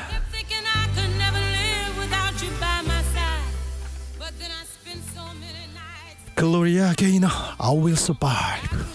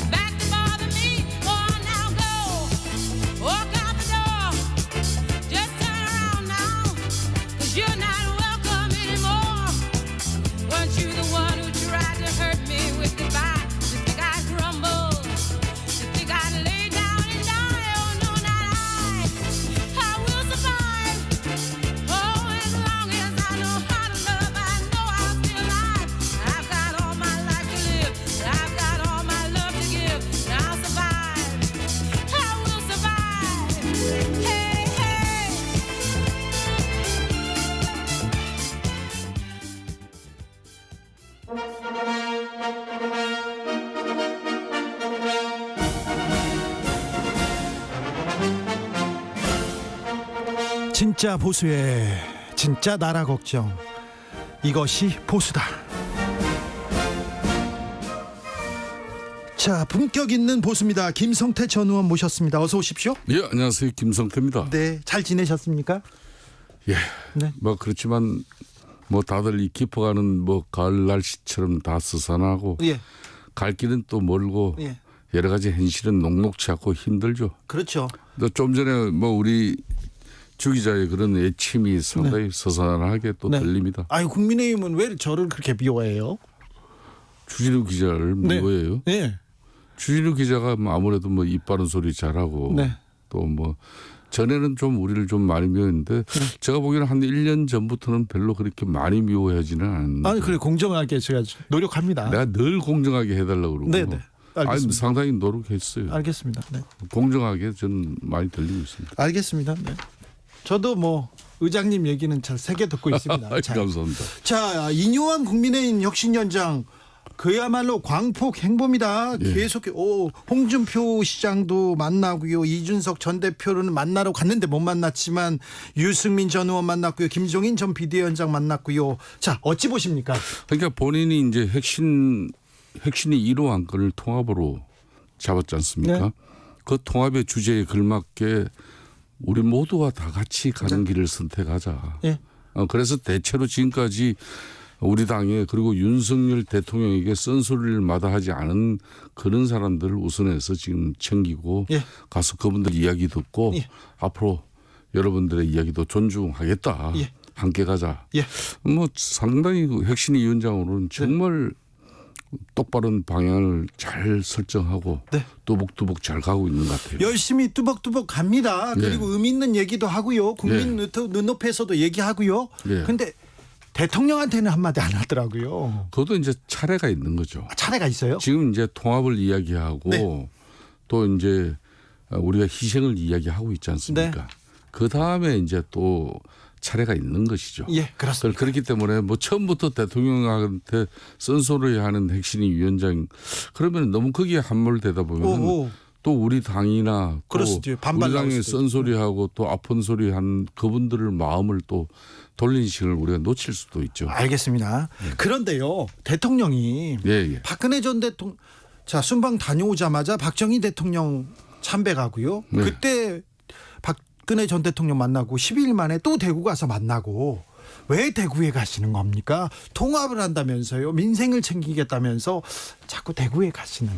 그러니까 윤석열 대통령께서는 아무래도 뭐 대구 경북은 특히 이제 우리 보수 정치 그리고 윤석열 대통령의 가장 큰 지지 기반을 두고 있는 그런 지역 아니겠습니까? 뭐 그렇기 때문에 뭐 내년 총선을 앞두고 뭐 이쪽을 다지는 어떤 그런 입장보다 뭔가 그래도 이 대통령도 뭔가 자신이 힘들고 어려울 때 의지하고 또 가서 마음의 위안을 받고자 하는 그런 생각은 사람인 이상 다 가질 수밖에 없어요. 국민도 위안 받고 싶고 국민들도 울고 싶어요. 그런데 울고 싶은 국민들이 저기 있는데 왜 대구를 가시냐고요. 그러니까 대구 경북에서도 그만큼 또 상징하는 파가 컸죠. 그런 대구 경북이 윤석열 대통령의 국정 운영이나 또 집권당 국민의힘이 집권당의 면모를 갖추지 못하고 실망스럽다. 이런 내용들이 여론조사를 통해서 다 드러나고 있지 않습니까? 그런 부분들이 아프기도 하면서 또 일정 부분 그만큼 애정을 보내주시는 TK 그런 대구 경북 국민들에게 보다 정겨운 모습으로 인간적인 모습으로 다가가는 건 대통령께서 뭐 하실 일이죠. 이준석 전 대표도 다 대구 경북 계속 갑니다. 대구 경북을 지역 기반으로 삼으려고 생각하시는 것도 같아요. 그리고 뭐 신당도 창당하려는 것 같고. 본인이 이제 뭐 신당 창당을 하면은 사실상 우리 국민의힘이 가장 많이 아프죠. 물론 이제 민주당도 뭐 안심하고 있을 그럴 여건은 되지 않습니다만은 이뇨한 핵심위 위원장과 우리 국민의힘 구성원 모두는 이준석 대표가 섣부른 신당 창당을 연말에 할 수 있는 그 길을 가는 길로 결코 방치해서는 안 되는 것이죠. 그렇습니까? 그런 측면에서 본인의 아픈 마음을 우리가 또 위로하고 또 달래면서 앞으로 함께 갈 수 있다는 그런 희망을 자꾸 그 친구에게 부여하는 거죠. 저 노원 지역구인데 노원 나가라 그러면 이준석 전 대표가 안 받을 것 같은데 이제. 그러니까 이준석 전 대표 입장에서는 지금 뭐 배지에 한번 국회의원 한번 되는 게 문제이겠습니까? 나름 또 우리 당의 당 대표로서 30대 기수로서 대한민국 정치의 거의 혁명적 상황을 만든 장본인 아닙니까?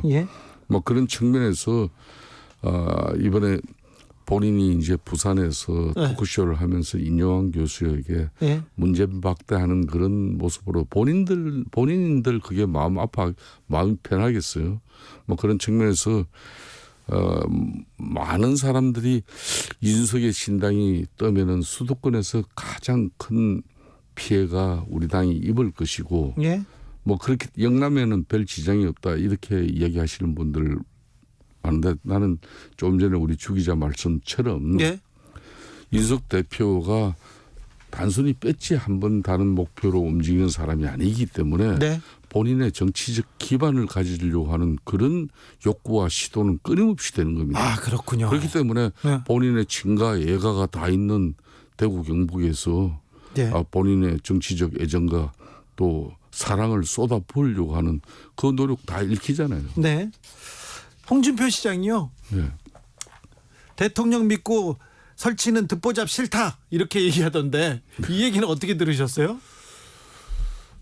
역시 뭐 홍반장 우리 뭐 저 홍준표 시장 입장에서는 거침없죠. 예. 뭐 할 말 하고 싶은 말 뭐 산수갑산을 가더라도 할 말은 다 하고 사시는 분이니까. 예. 그분 입장에서는 늘 뭐 그런 이야기 하고 싶어 했던 것 같아요. 네. 그러니까 뭐 그 듣보잡이라는 게 듣도 보도 못한 뭐 네. 작것이라는 이야기인데 네네네. 그 이름도 잘 짓습니다만은 뭐 하여튼 누군지는 모르겠지만은 네.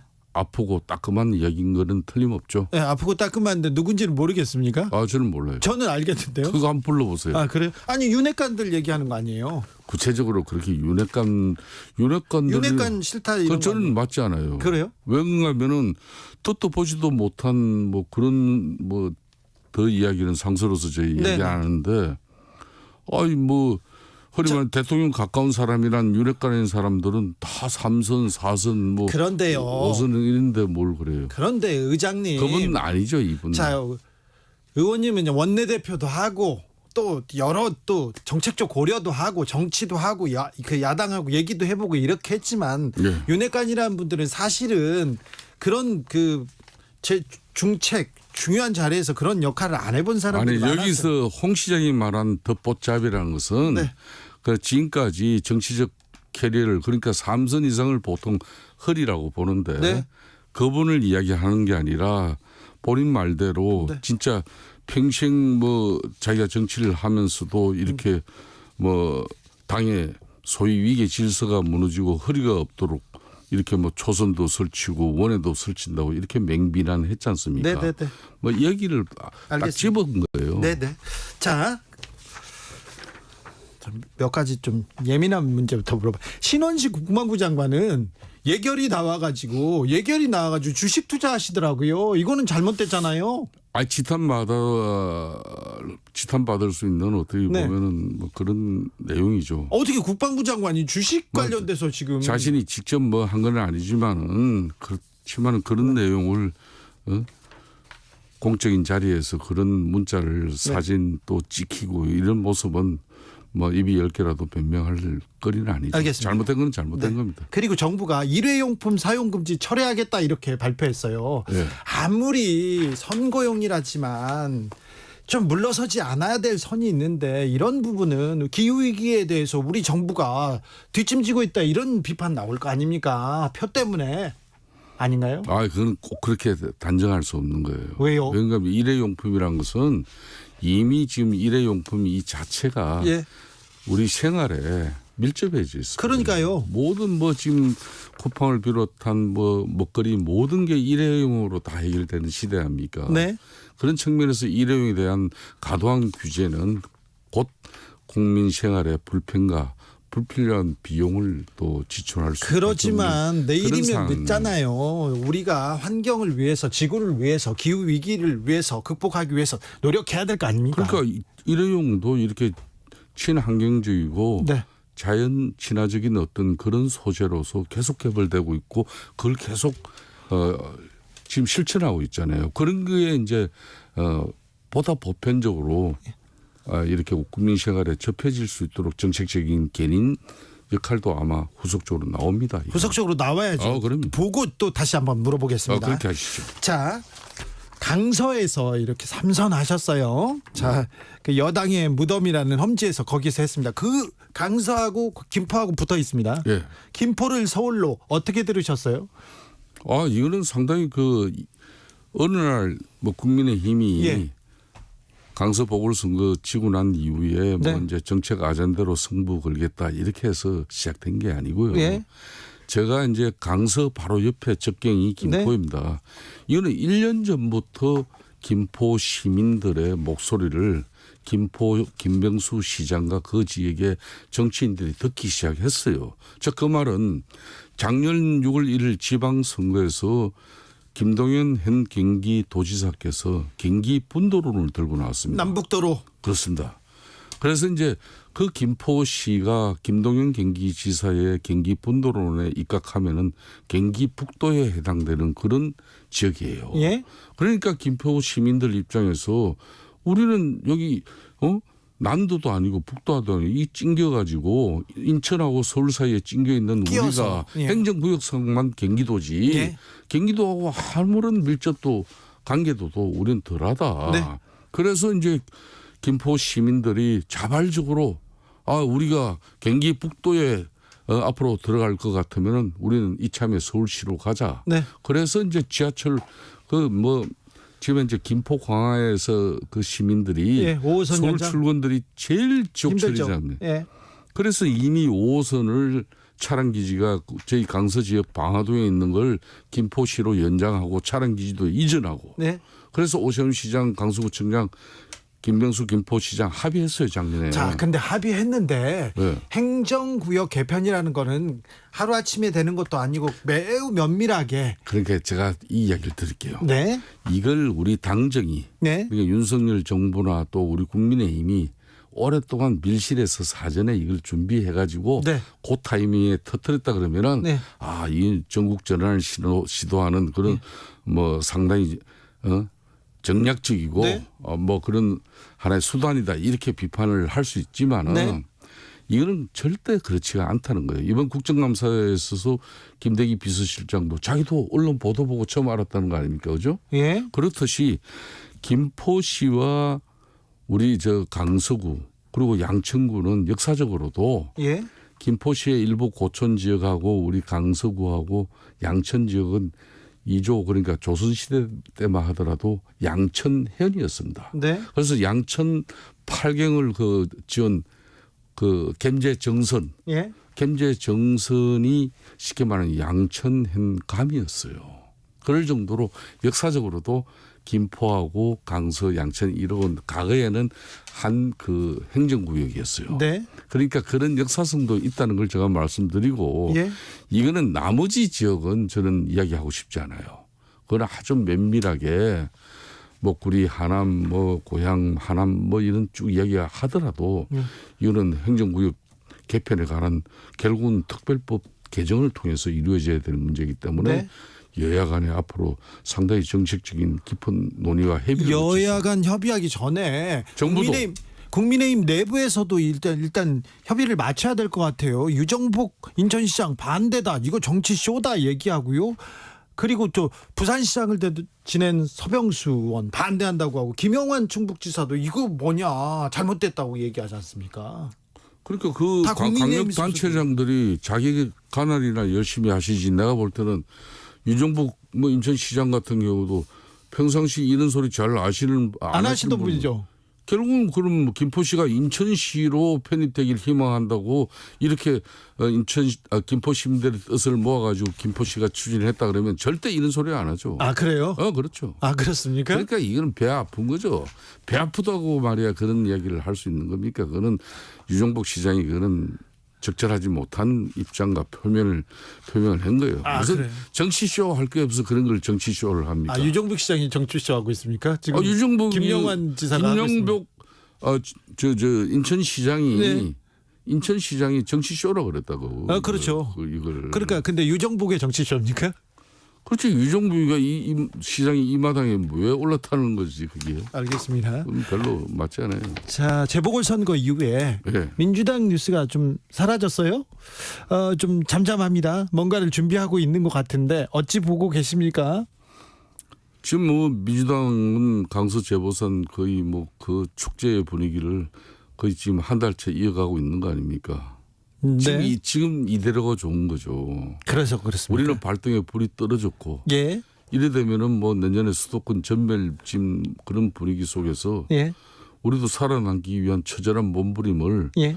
당원 핵심을 통해서 뭐 영남권의 기득권과 심지어 뭐 대통령 주변의 핵심 인사들까지도 네. 기득권 다 내려놓고 뭐 결심해라 이런 정도의 이런 이야기를 이 비상 상황 아니면 언제 이야기를 할 수 있겠습니까? 네. 그리고 뭐 윤석열 대통령도 하루가 다르게 지금 뭐 자성과 반성 이야기 하시면서 성찰하고 우리가 민생으로 들어가자 뭐 이렇게 본인이 직접 외치고 다니는 거 아닙니까? 직접 외치고 지금 대구 가고 있잖아요. 대구 경북도 거기 칠성시장 같이 어디 갔어요? 시장 간 거보다 그래 시장 간 것까지는 좋은데 그 다음에 박근혜 전 대통령 만나니까 박근혜 전 대통령 만난 것만 보이잖아요. 박근혜 대통령도 과거치사에 옥고를 치르면서 얼마나 고생했습니까? 네. 그런 뭐 인간적인 또 위안과 또 위로도 하는 게 또 뭐 현직 대통령으로서 할 도리죠. 예. 그렇습니다. 또 민주당의 다른 이재명 대표는 어떻게 지금 보십니까? 최근에 이재명 대표 행보는 저는 이재명 대표께서 지금 이제 민주당의 인재영입 위원장 본인이 그걸 개막했다고 그 이재명 대표. 네. 우리 입장에서는 솔직히 네. 그건 좋은 이야기예요. 아 그래요? 그렇지만 이재명 대표 입장에서 그거는 악수입니다. 제가 볼 때는. 왜요? 본인이 지금도 그 민주당의 168석을 손아귀에 쥐고 있는데 그래서 지금 이재명 대표한테 지금 뭐 다들 숨도 못 쉬고 있는 그런 상황 아닙니까? 숨도 못 쉽니까? 거기에 또 이재명 대표가 직접 인재 영입위원장까지 맡으면은 총선의 공천권뿐만 아니라 네. 영입하는 사람들까지도 자기 사람 100% 다 채우겠다는 네. 건데 모든 이 분란은요 너무 가다한 욕심 그러니까 가다한 자기 권력을 유지하고자 하는 거기서 반발이 생기고 사단이 생기는 거예요. 그러니까 이재명 대표 입장에서 좀 내려놓고는 내려놓고 공정하게 당에서 민주당에 걸맞는 인사를 영입하는 그런 기구를 통해서 해야지 자기가 그걸 위원장을 왜 맡습니까? 뭐가 부족해서. 민주당을 지금 장악하기 위해서 더 장악하기 위해서 그 자리를 맡았다. 그런 거죠. 네. 그러면요 윤핵관 이철규 의원 인재영입위원장으로 국민의힘 이렇게 임명했잖아요. 그건 뭐예요? 그걸 주진우 기자께서도 얼마나 비판적인 또 시각을 좀 봤습니까? 아니 윤핵관 돌아왔다고는 생각했지 뭘. 그 많은 또 언론들이 그걸 곱지 않게 또 기사 보도를 내고 또 그런 뭐 많은 정치 패널들이 그런 이야기를 평론가들이 쏟아냈지 않습니까? 그런 걸 뭐 이재명 대표가 뭐 따라할 게 없어서 그런 거 따라합니까? 그러면 따라했다. 아니 우리 김기현 당 대표 입장에서도 물론 이제 영입위원장을 겸하고 있었어요. 예. 그렇지만 지금 이제 내려놨지 않습니까? 네. 내려놓고 네? 이철규 의원. 아니 누구든 간에 예. 자기가 다른 사람을 시키더라도 자기가 직접 하는 거는 바람직하지 않지. 국민의힘은 그래도 내려놓는 척이라도 했다. 옆에 줬다. 네. 뭐 척이라도 했다 얘기를 아니 알겠습니다. 사족을 왜 달립니까? 안 그럴게요. 그러면 네. 김기현 대표는 이철규 의원을 임명했고 이재명 대표는 본인이 했다. 그러니까 이재명 대표가 지금 현재 얼마나 좀 이 참 마음의 욕구가 너무 가해요. 아 그래요? 네. 그래서 땡큐라고 하셨잖아요. 그러니까 저 보세요. 절되면요 이 가유불급인데 절되면은 그렇지 않아도 비명의 입장에서는 잡으란석이에요. 정말 파리 목숨인데 예? 이 당이고 저 당이고 공천이 순조롭게 그리고 상식적으로 국민들이 납득하고 인정할 수 있는 객관적인 공천되면요 대체로 총선 실패 안 합니다. 네네. 근데 가유불급으로 이재명 대표가 너무 지나친 공천권 행사나 자기 사람 중심에 이렇게 총선 기반을 쌓아버리면은 물론 자기가 차기 대선 기반은 좋게 가져갈 수 있지만은 결코 국민들에게 그게 바람직하게 보이지는 않을 거예요. 여기까지 듣겠습니다. 이것이 보수다. 김성태 전 의원이었습니다. 감사합니다. 예, 감사합니다. 주진우 라이브.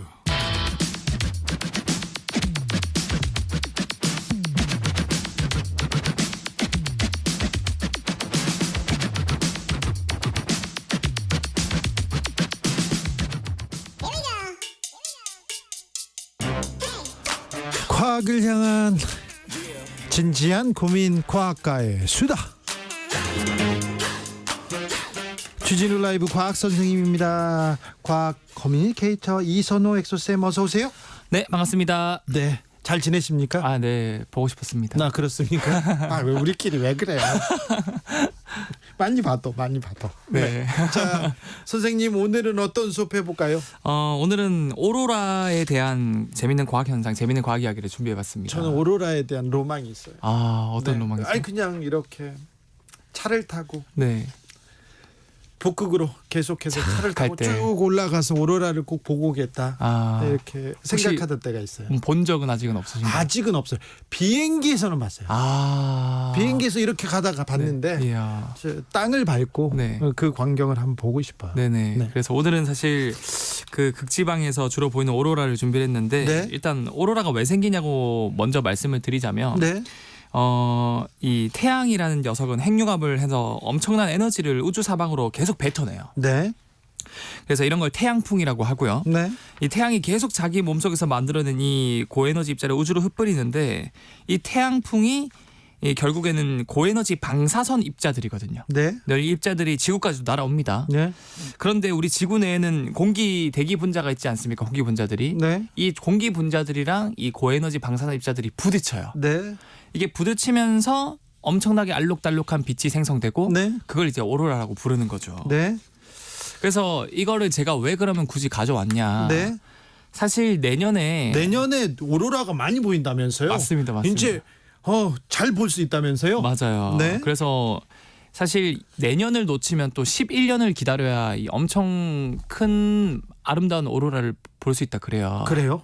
그래서 이게 왜 11년 주기가 있는지 말씀을 자, 그러면 드리면 내년에 오로라가 아주 많이 볼 수 있다, 잘 볼 수 있다고 했는데 네. 올 겨울부터 내년 겨울까지입니까? 그 정도 주기 됩니다. 네. 네. 그래서 전문가들 말을 빌리자면 네. 내년에 우리가 상상했던 것보다 더 큰 장관의 오로라를 많이 관측할 수 있을 것이다라고 얘기를 하고 있고요. 예. 그래서 왜 이런 주기가 있냐 하면 사람도 사실 사춘기가 오면 특징이 뭐 여드름이 많이 생기고 네. 그리고 좀 감정적이고 다혈질로 되는 경우가 많지 않습니까? 그렇죠. 저는 지금 계속 사춘기예요. 어릴 때 어머니 속 좀 속이셨나 보네요. 뭐 한 40년째 지금 사춘기에 지금 어릴 때 네. 지금도 썩이고 있거든요. 네. 저는. 네. 그래서 우리 인간도 사춘기가 오는 것처럼 네. 태양도 이제 굳이 비유를 들자면 평온할 때가 있고 사춘기가 와서 엄청 활발하게 다혈질처럼 행동할 때가 있습니다. 그 주기군요. 네. 그 태양의 흥미롭게도 그 사춘기가 오는 주기가 11년 주기로 와요. 11년. 얘는 한 번 끝나는 게 아니고 사춘기, 오춘기, 육춘기 계속 11년 주기로 옵니다. 네, 10여 년 전에 저도 이 기사를 본 적이 있어요. 맞아요. 올해 오로라를 봐야지 아주 예쁜 광경을 장관을 볼 수 있다 이렇게 했었는데 그게 10년이 지났어요. 그게 벌써 지금 11년이 지난 거죠. 그렇죠. 11년 전에 제가 도망 다닐 때 네, 세월은 하설이다. 도망 다니셨구나. 도망 다닐 때 죄송합니다. 그런 거 봤었네. 예. 그래서 좀 더 좀 비유를 들어서 설명을 드리자면 네. 뭐 우리도 사춘기 때 사실 피지가 많이 분비돼서 이게 쌓였다가 결국 여드름이 터지는 것처럼 그렇죠. 우리 태양에서도 이 태양 표면에 이 에너지 플라즈마를 분출해야 되는데 그거를 막는 자기장들이 일부 지역에 있어요. 네. 그럼 그쪽에서는 에너지들이 나오지 못하고 그 아래에 계속 쌓입니다. 쌓여. 그러다가 이제 여드름 터지듯이 한 번에 빵 하고 터지는데 네. 이걸 흑점 폭발이라고 하거든요. 예. 이렇게 폭발이 될 때 엄청난 양의 방사선 입자들이 나오는데 하필 11년 주기로 이제 여드름이 많이 쌓이는 그 흑점들이 많이 쌓여서 엄청나게 동시다발적으로 많이 폭발하는 주기가 11년 주기고 그게 내년이다. 네. 그래서 내년에는 여러분들이 진짜 장관의 오로라를 볼 수 있는 시기다라고 정리를 할 수 있죠. 조혜숙님이 내년에는 아이슬란드 가야겠어요. 네, 노르웨이, 아이슬란드, 캐나다 이렇게 그렇죠. 북지로 북지역, 네, 그린란드라던가 네, 그런 쪽에서 볼 수 있습니다. 네. 그런데요, 네. 오로라가 엄청 아름답잖아요. 네. 근데 아름답고 예쁘다고 그렇게 좋은 것만은 아니다 이런 뉴스를 본 적이 있습니다. 네, 맞습니다. 사실 제가 방금 말씀드린 것처럼 태양에서 이런 흑점 폭발해서 이런 플레어 현상이라 그러는데 네. 이런 것들이 날아오면 결국 방사선 입자들이 우리 지구로 오는 거거든요. 그래요? 그게 이제 공기 입자랑 부딪히면서 오로라가 발생하는 건데 정말 다행히도 우리 지구에는 이런 태양풍을 막아주는 보호막이 있어요. 네. 우리 게임할 때도 보호막 기술 이런 게 있지 않습니까? 뭐 실드라고 해서. 저는 이 게임 안 해요. 그래서 비유를 들자면 그런 보호막이 있는데 방패를 이렇게 들고 합니다. 그렇죠. 네. 일종의 네. 방패라고. 네. 영화에서도 그런 보호막이 나오는데 네. 우리 지구에서도 이 자기장이 뿜어져 나오거든요. 네. 그래서 우리 어릴 때 학창 시절에 지구도 하나의 큰 자석이다. 예. 그래서 나침반 들면 딱 북쪽을 가리키지 않습니까? 네, 네. 이게 자기장에 끌려서 이렇게 움직이는 건데 이 자기장 자체가 이런 태양풍의 방사선 입자를 막아준다 그래요. 네, 네. 그래서 이거 덕분에 이 보호막 덕분에 우리가 이런 방사선 입자를 안 맞기 때문에 괜찮은 거고요. 예. 이 보호막을 최초로 발견한 분의 이름을 따서 이 보호막을 벤 앨런 때라고 하는데 네. 이 주의할 점은 11년 주기로 엄청나게 터진다 그랬잖아요. 예. 그렇게 터지면 자기장도 뚫고 들어오는 경우가 있대요. 그래요? 그러면은 이제 강한 전립자들이 우리 주변의 전자기기들을 많이 고장낼 수 있고 전자기기 그리고 인체에 해도 있나요?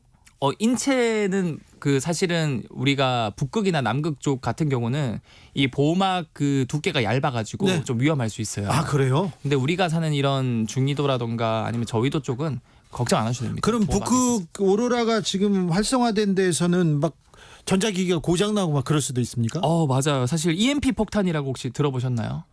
아니요. EMP 폭탄이 뭐냐면 핵무기가 터질 때 네. 이 강한 전자기 탄이 나오면서 네. 주변의 모든 전자기들을 고장 내버려요. 이거 게임에 나오는 거잖아요. 게임에도 나오고 예. 실제로 핵무기에서도 예. 이걸 쓰거든요. 네. 근데 사실 이 태양풍도 같은 원리예요. 이 고에너지 전립자들이 주변에 이제 인공위성이라던가 네. 전자기기들 다 고장 내거든요. 네.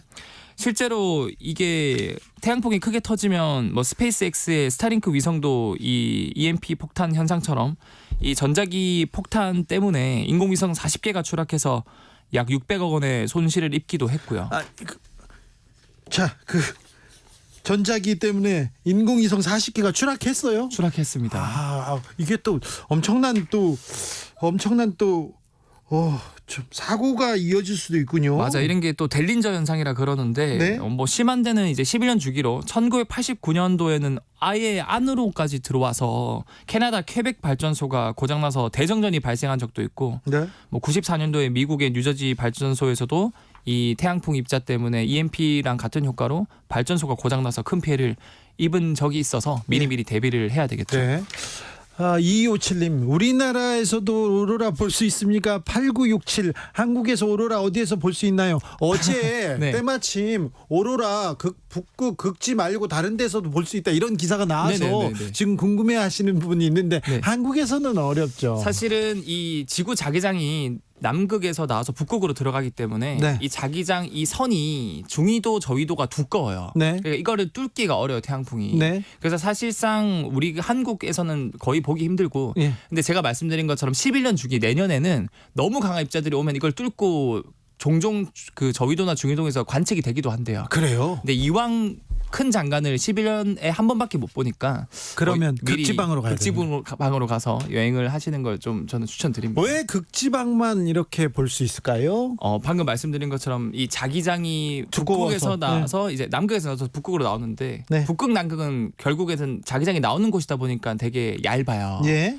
그러면 이제 태양풍 고에너지 입자들이 보호막이 없으니까 그쪽을 집중 공략하는 거예요. 예. 그럼 결국 우리 대기 쪽까지 내려와서 부딪히면서 반짝반짝 거리는 걸 볼 수 있는 거고요. 네. 네, 이거와 연관된 게 사실 많은 항공사들이 경로를 빨리 가려고 북극 항로를 많이 이용하거든요. 많이 가죠.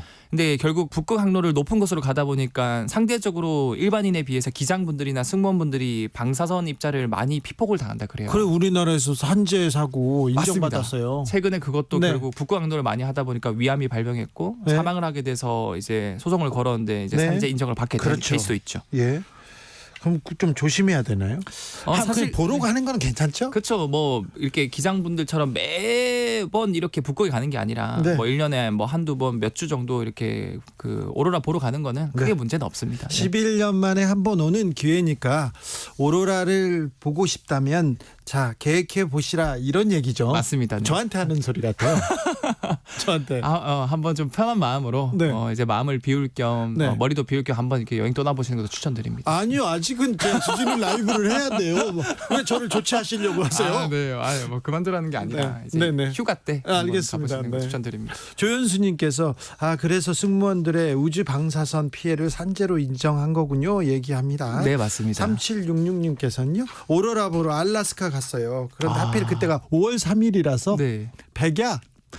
자, 오로라 시즌 끝나고 백야 시즌이었습니다. 그렇죠. 그 가을, 늦가을부터 겨울, 지금부터 한 3, 4월. 그렇죠. 하루 종일 해가 떠 있는 네. 현상이죠. 네. 3, 4월까지 그 오로라 시즌이라고 합니다. 네. 네. 네.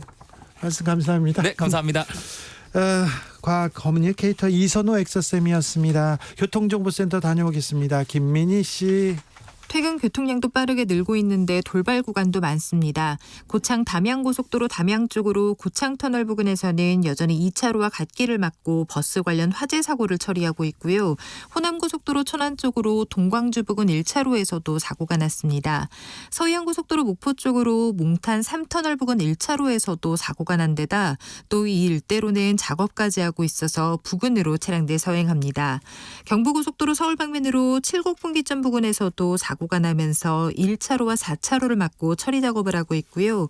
이후 정체는 경기권에 진입해서 입장휴게소에서 남사 사이와 기흥에서 죽전휴게소 일대, 다시 달래내국에부터 반포 사이로 이어지고 있습니다. 서울시내 올림픽대로 공항 쪽으로 올림픽대교 부근 4차로에서도 사고가 났고요. 강변북로 구리 쪽으로 반포대교 부근 2차로에서도 사고 처리 작업을 하고 있습니다. 내부순환로 성산대교 쪽으로 홍지문 터널 안 3차로에는 고장난 차가 서 있습니다. 이 여파바다 마장램프부터 정체 무척 심합니다. KBS 교통정보센터였습니다.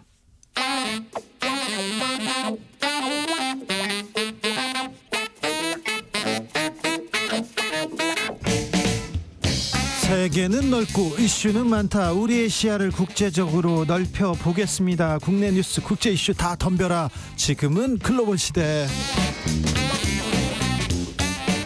국제적 토크의 세계로 들어가 봅니다. 군사 외교 안보 전문가 김종대 전 의원 어서 오세요. 안녕하십니까. 네, 잘 계셨습니까?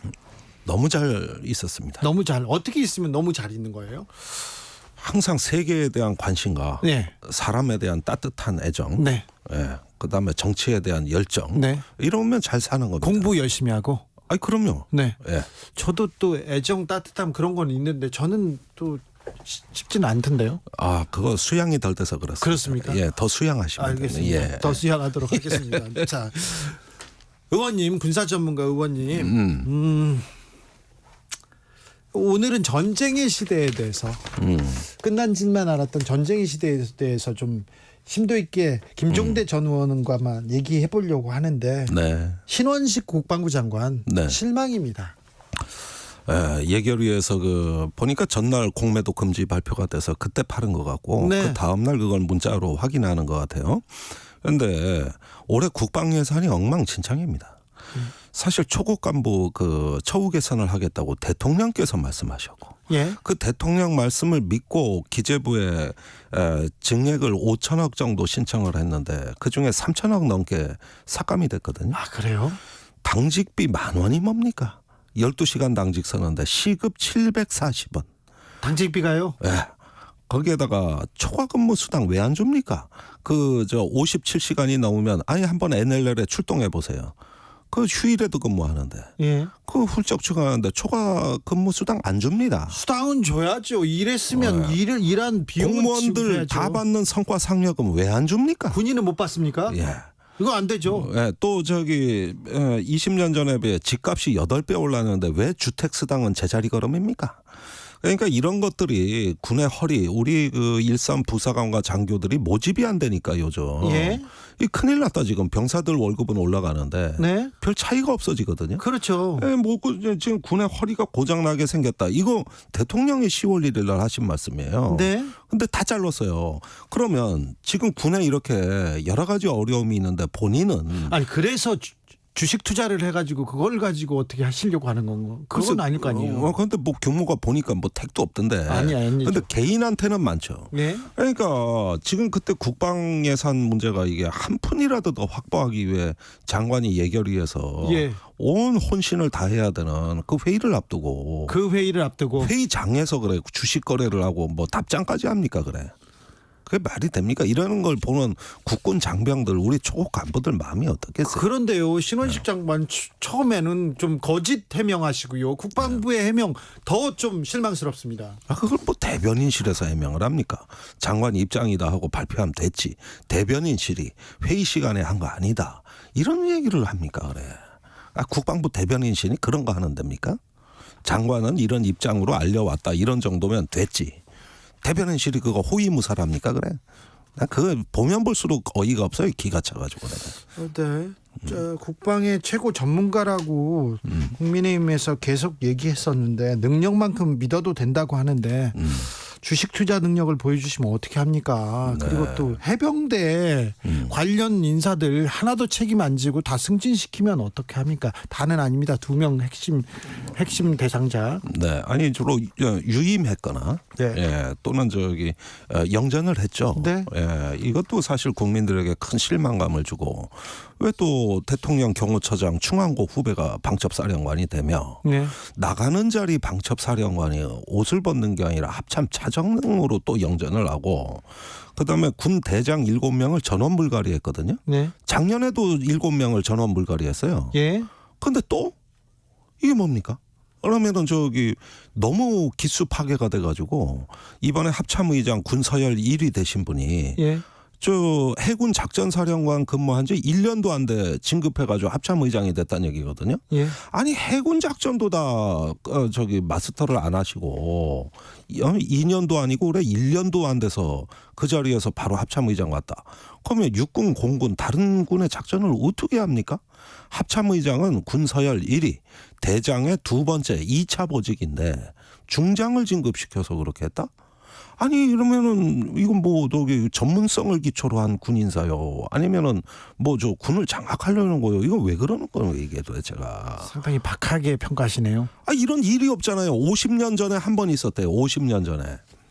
네. 이런 적이 없잖아요. 법과 시스템이 무너지고 있는 거 아닙니까 지금. 네, 알겠습니다. 네. 신원식 장관 불편을 끼쳐 죄송하다고 사과했습니다. 네. 뒤늦은 사과. 네. 네. 국민들이 굉장히 불안하다 이런 생각도 좀 한번 새겨 주십시오. 전쟁의 시대에 다시 돌입한 것 같습니다. 이스라엘 그리고 하마스 간의 전쟁은 그칠 기미를 보이지 않고 있습니다. 휴전은 없다고 계속해서 외칩니다. 네, 휴전이 없다라는 이스라엘이 현재 가자시티 문턱까지 왔습니다. 네. 예, 보면은 가자시티 북서부에 있는 알사티 난민 캠프 예. 여기에 진입을 했어요. 난민 캠프를 이렇게 폭격하면 어떻게 해요? 그런데 여기서 하마스가 반격을 했어요. 예. 대전차 로켓이라든가 예. 박격포 이런 것들로 지금 공격을 하고 있고 교전이 벌어졌습니다. 예. 예, 그다음에 베닌이라는 지역에 또 진입을 했는데 이게 가자시티 이것도 북쪽에 있거든요. 네. 2군데 경로로 진입을 해서 지금 가자시티에 진입을 앞두고 있다.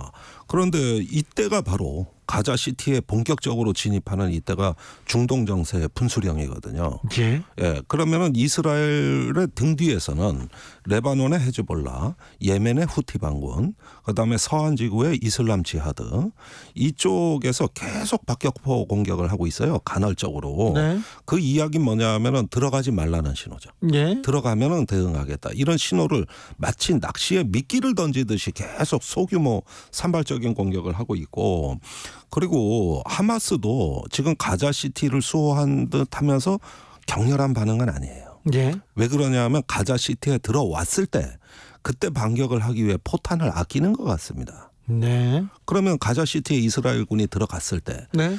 좁은 골목길의 미로예요.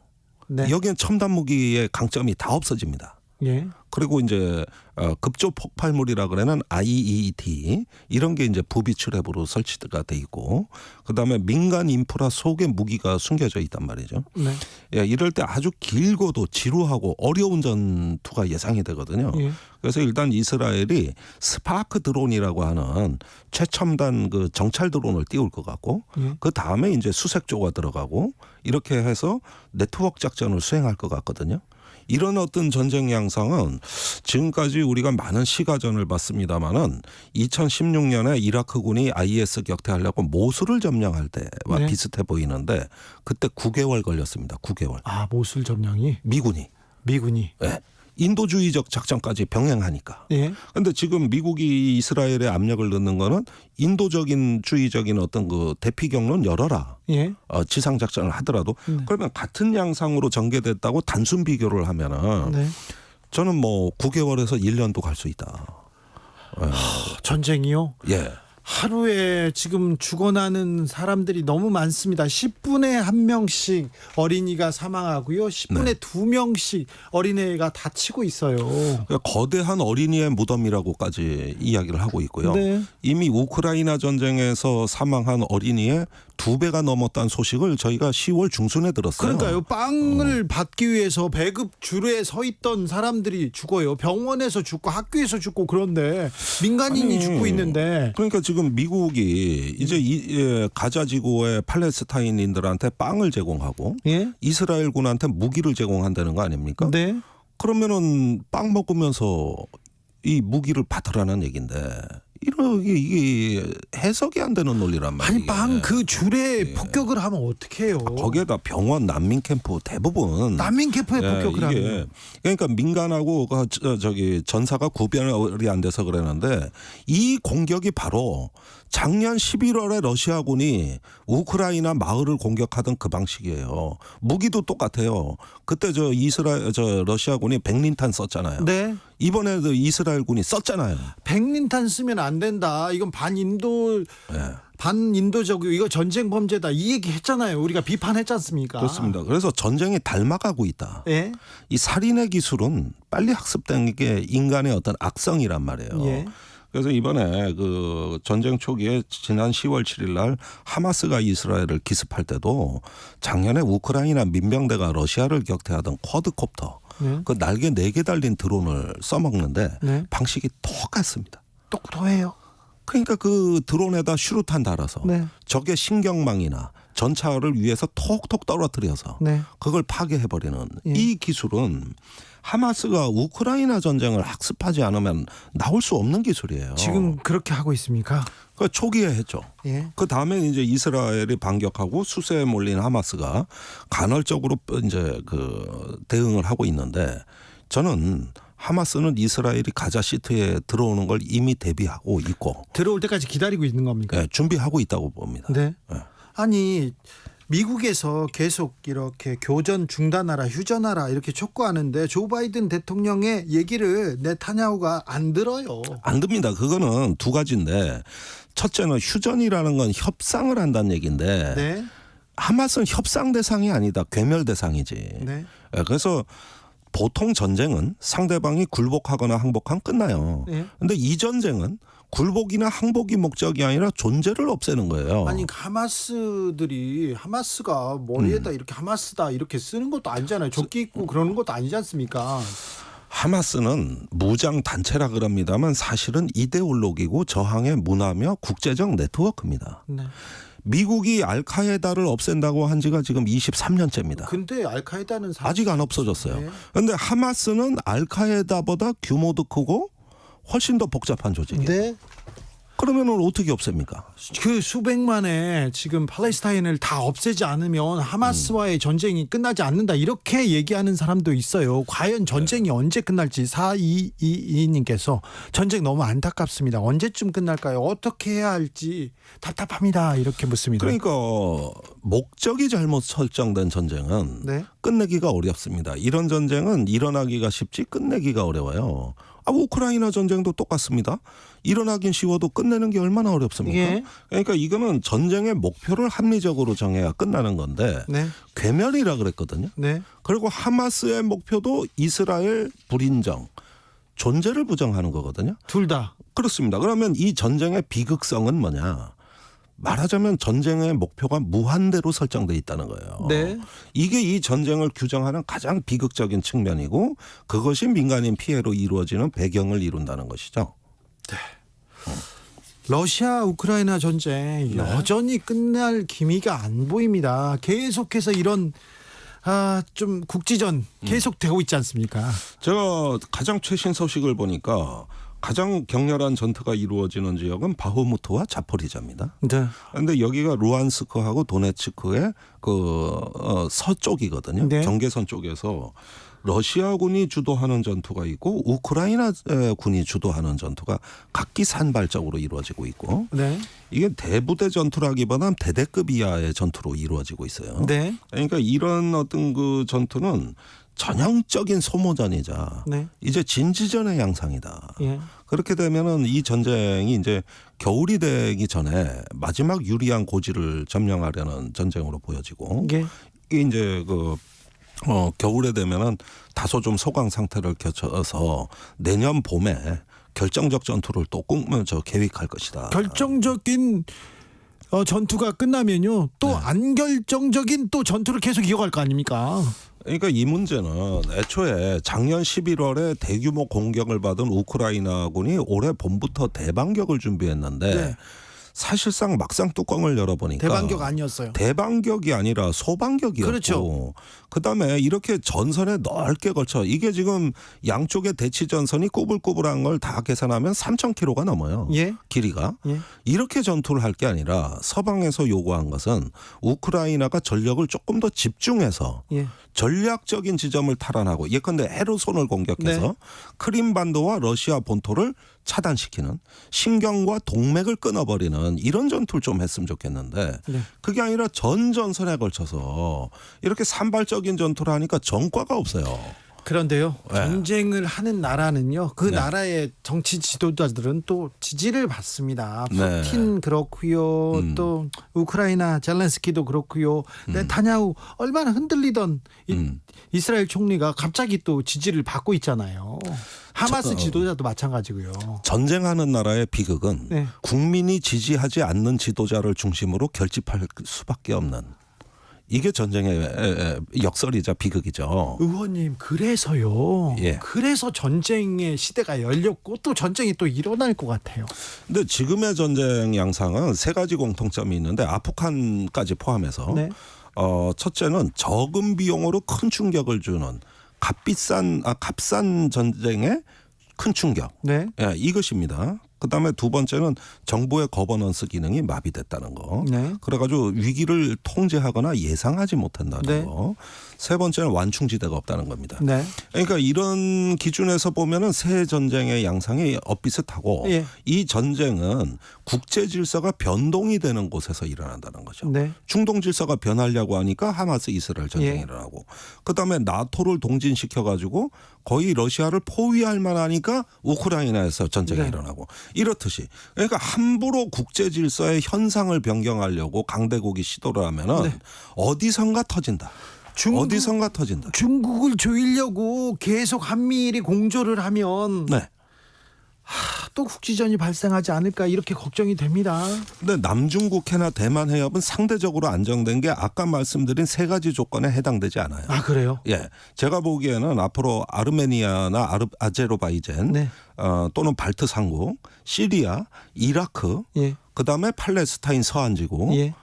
아니면 예멘 이런 지역이 전쟁 후보지예요. 아프리카에도 몇 군데 있어요. 제가 아까 말씀드린 세 가지 조건에 딱딱 맞아떨어지는 곳 여기가 위험합니다. 위험합니까? 전쟁은요. 네. 전염병 같이 퍼지고 있어요. 그러니까요. 닮아가요. 네.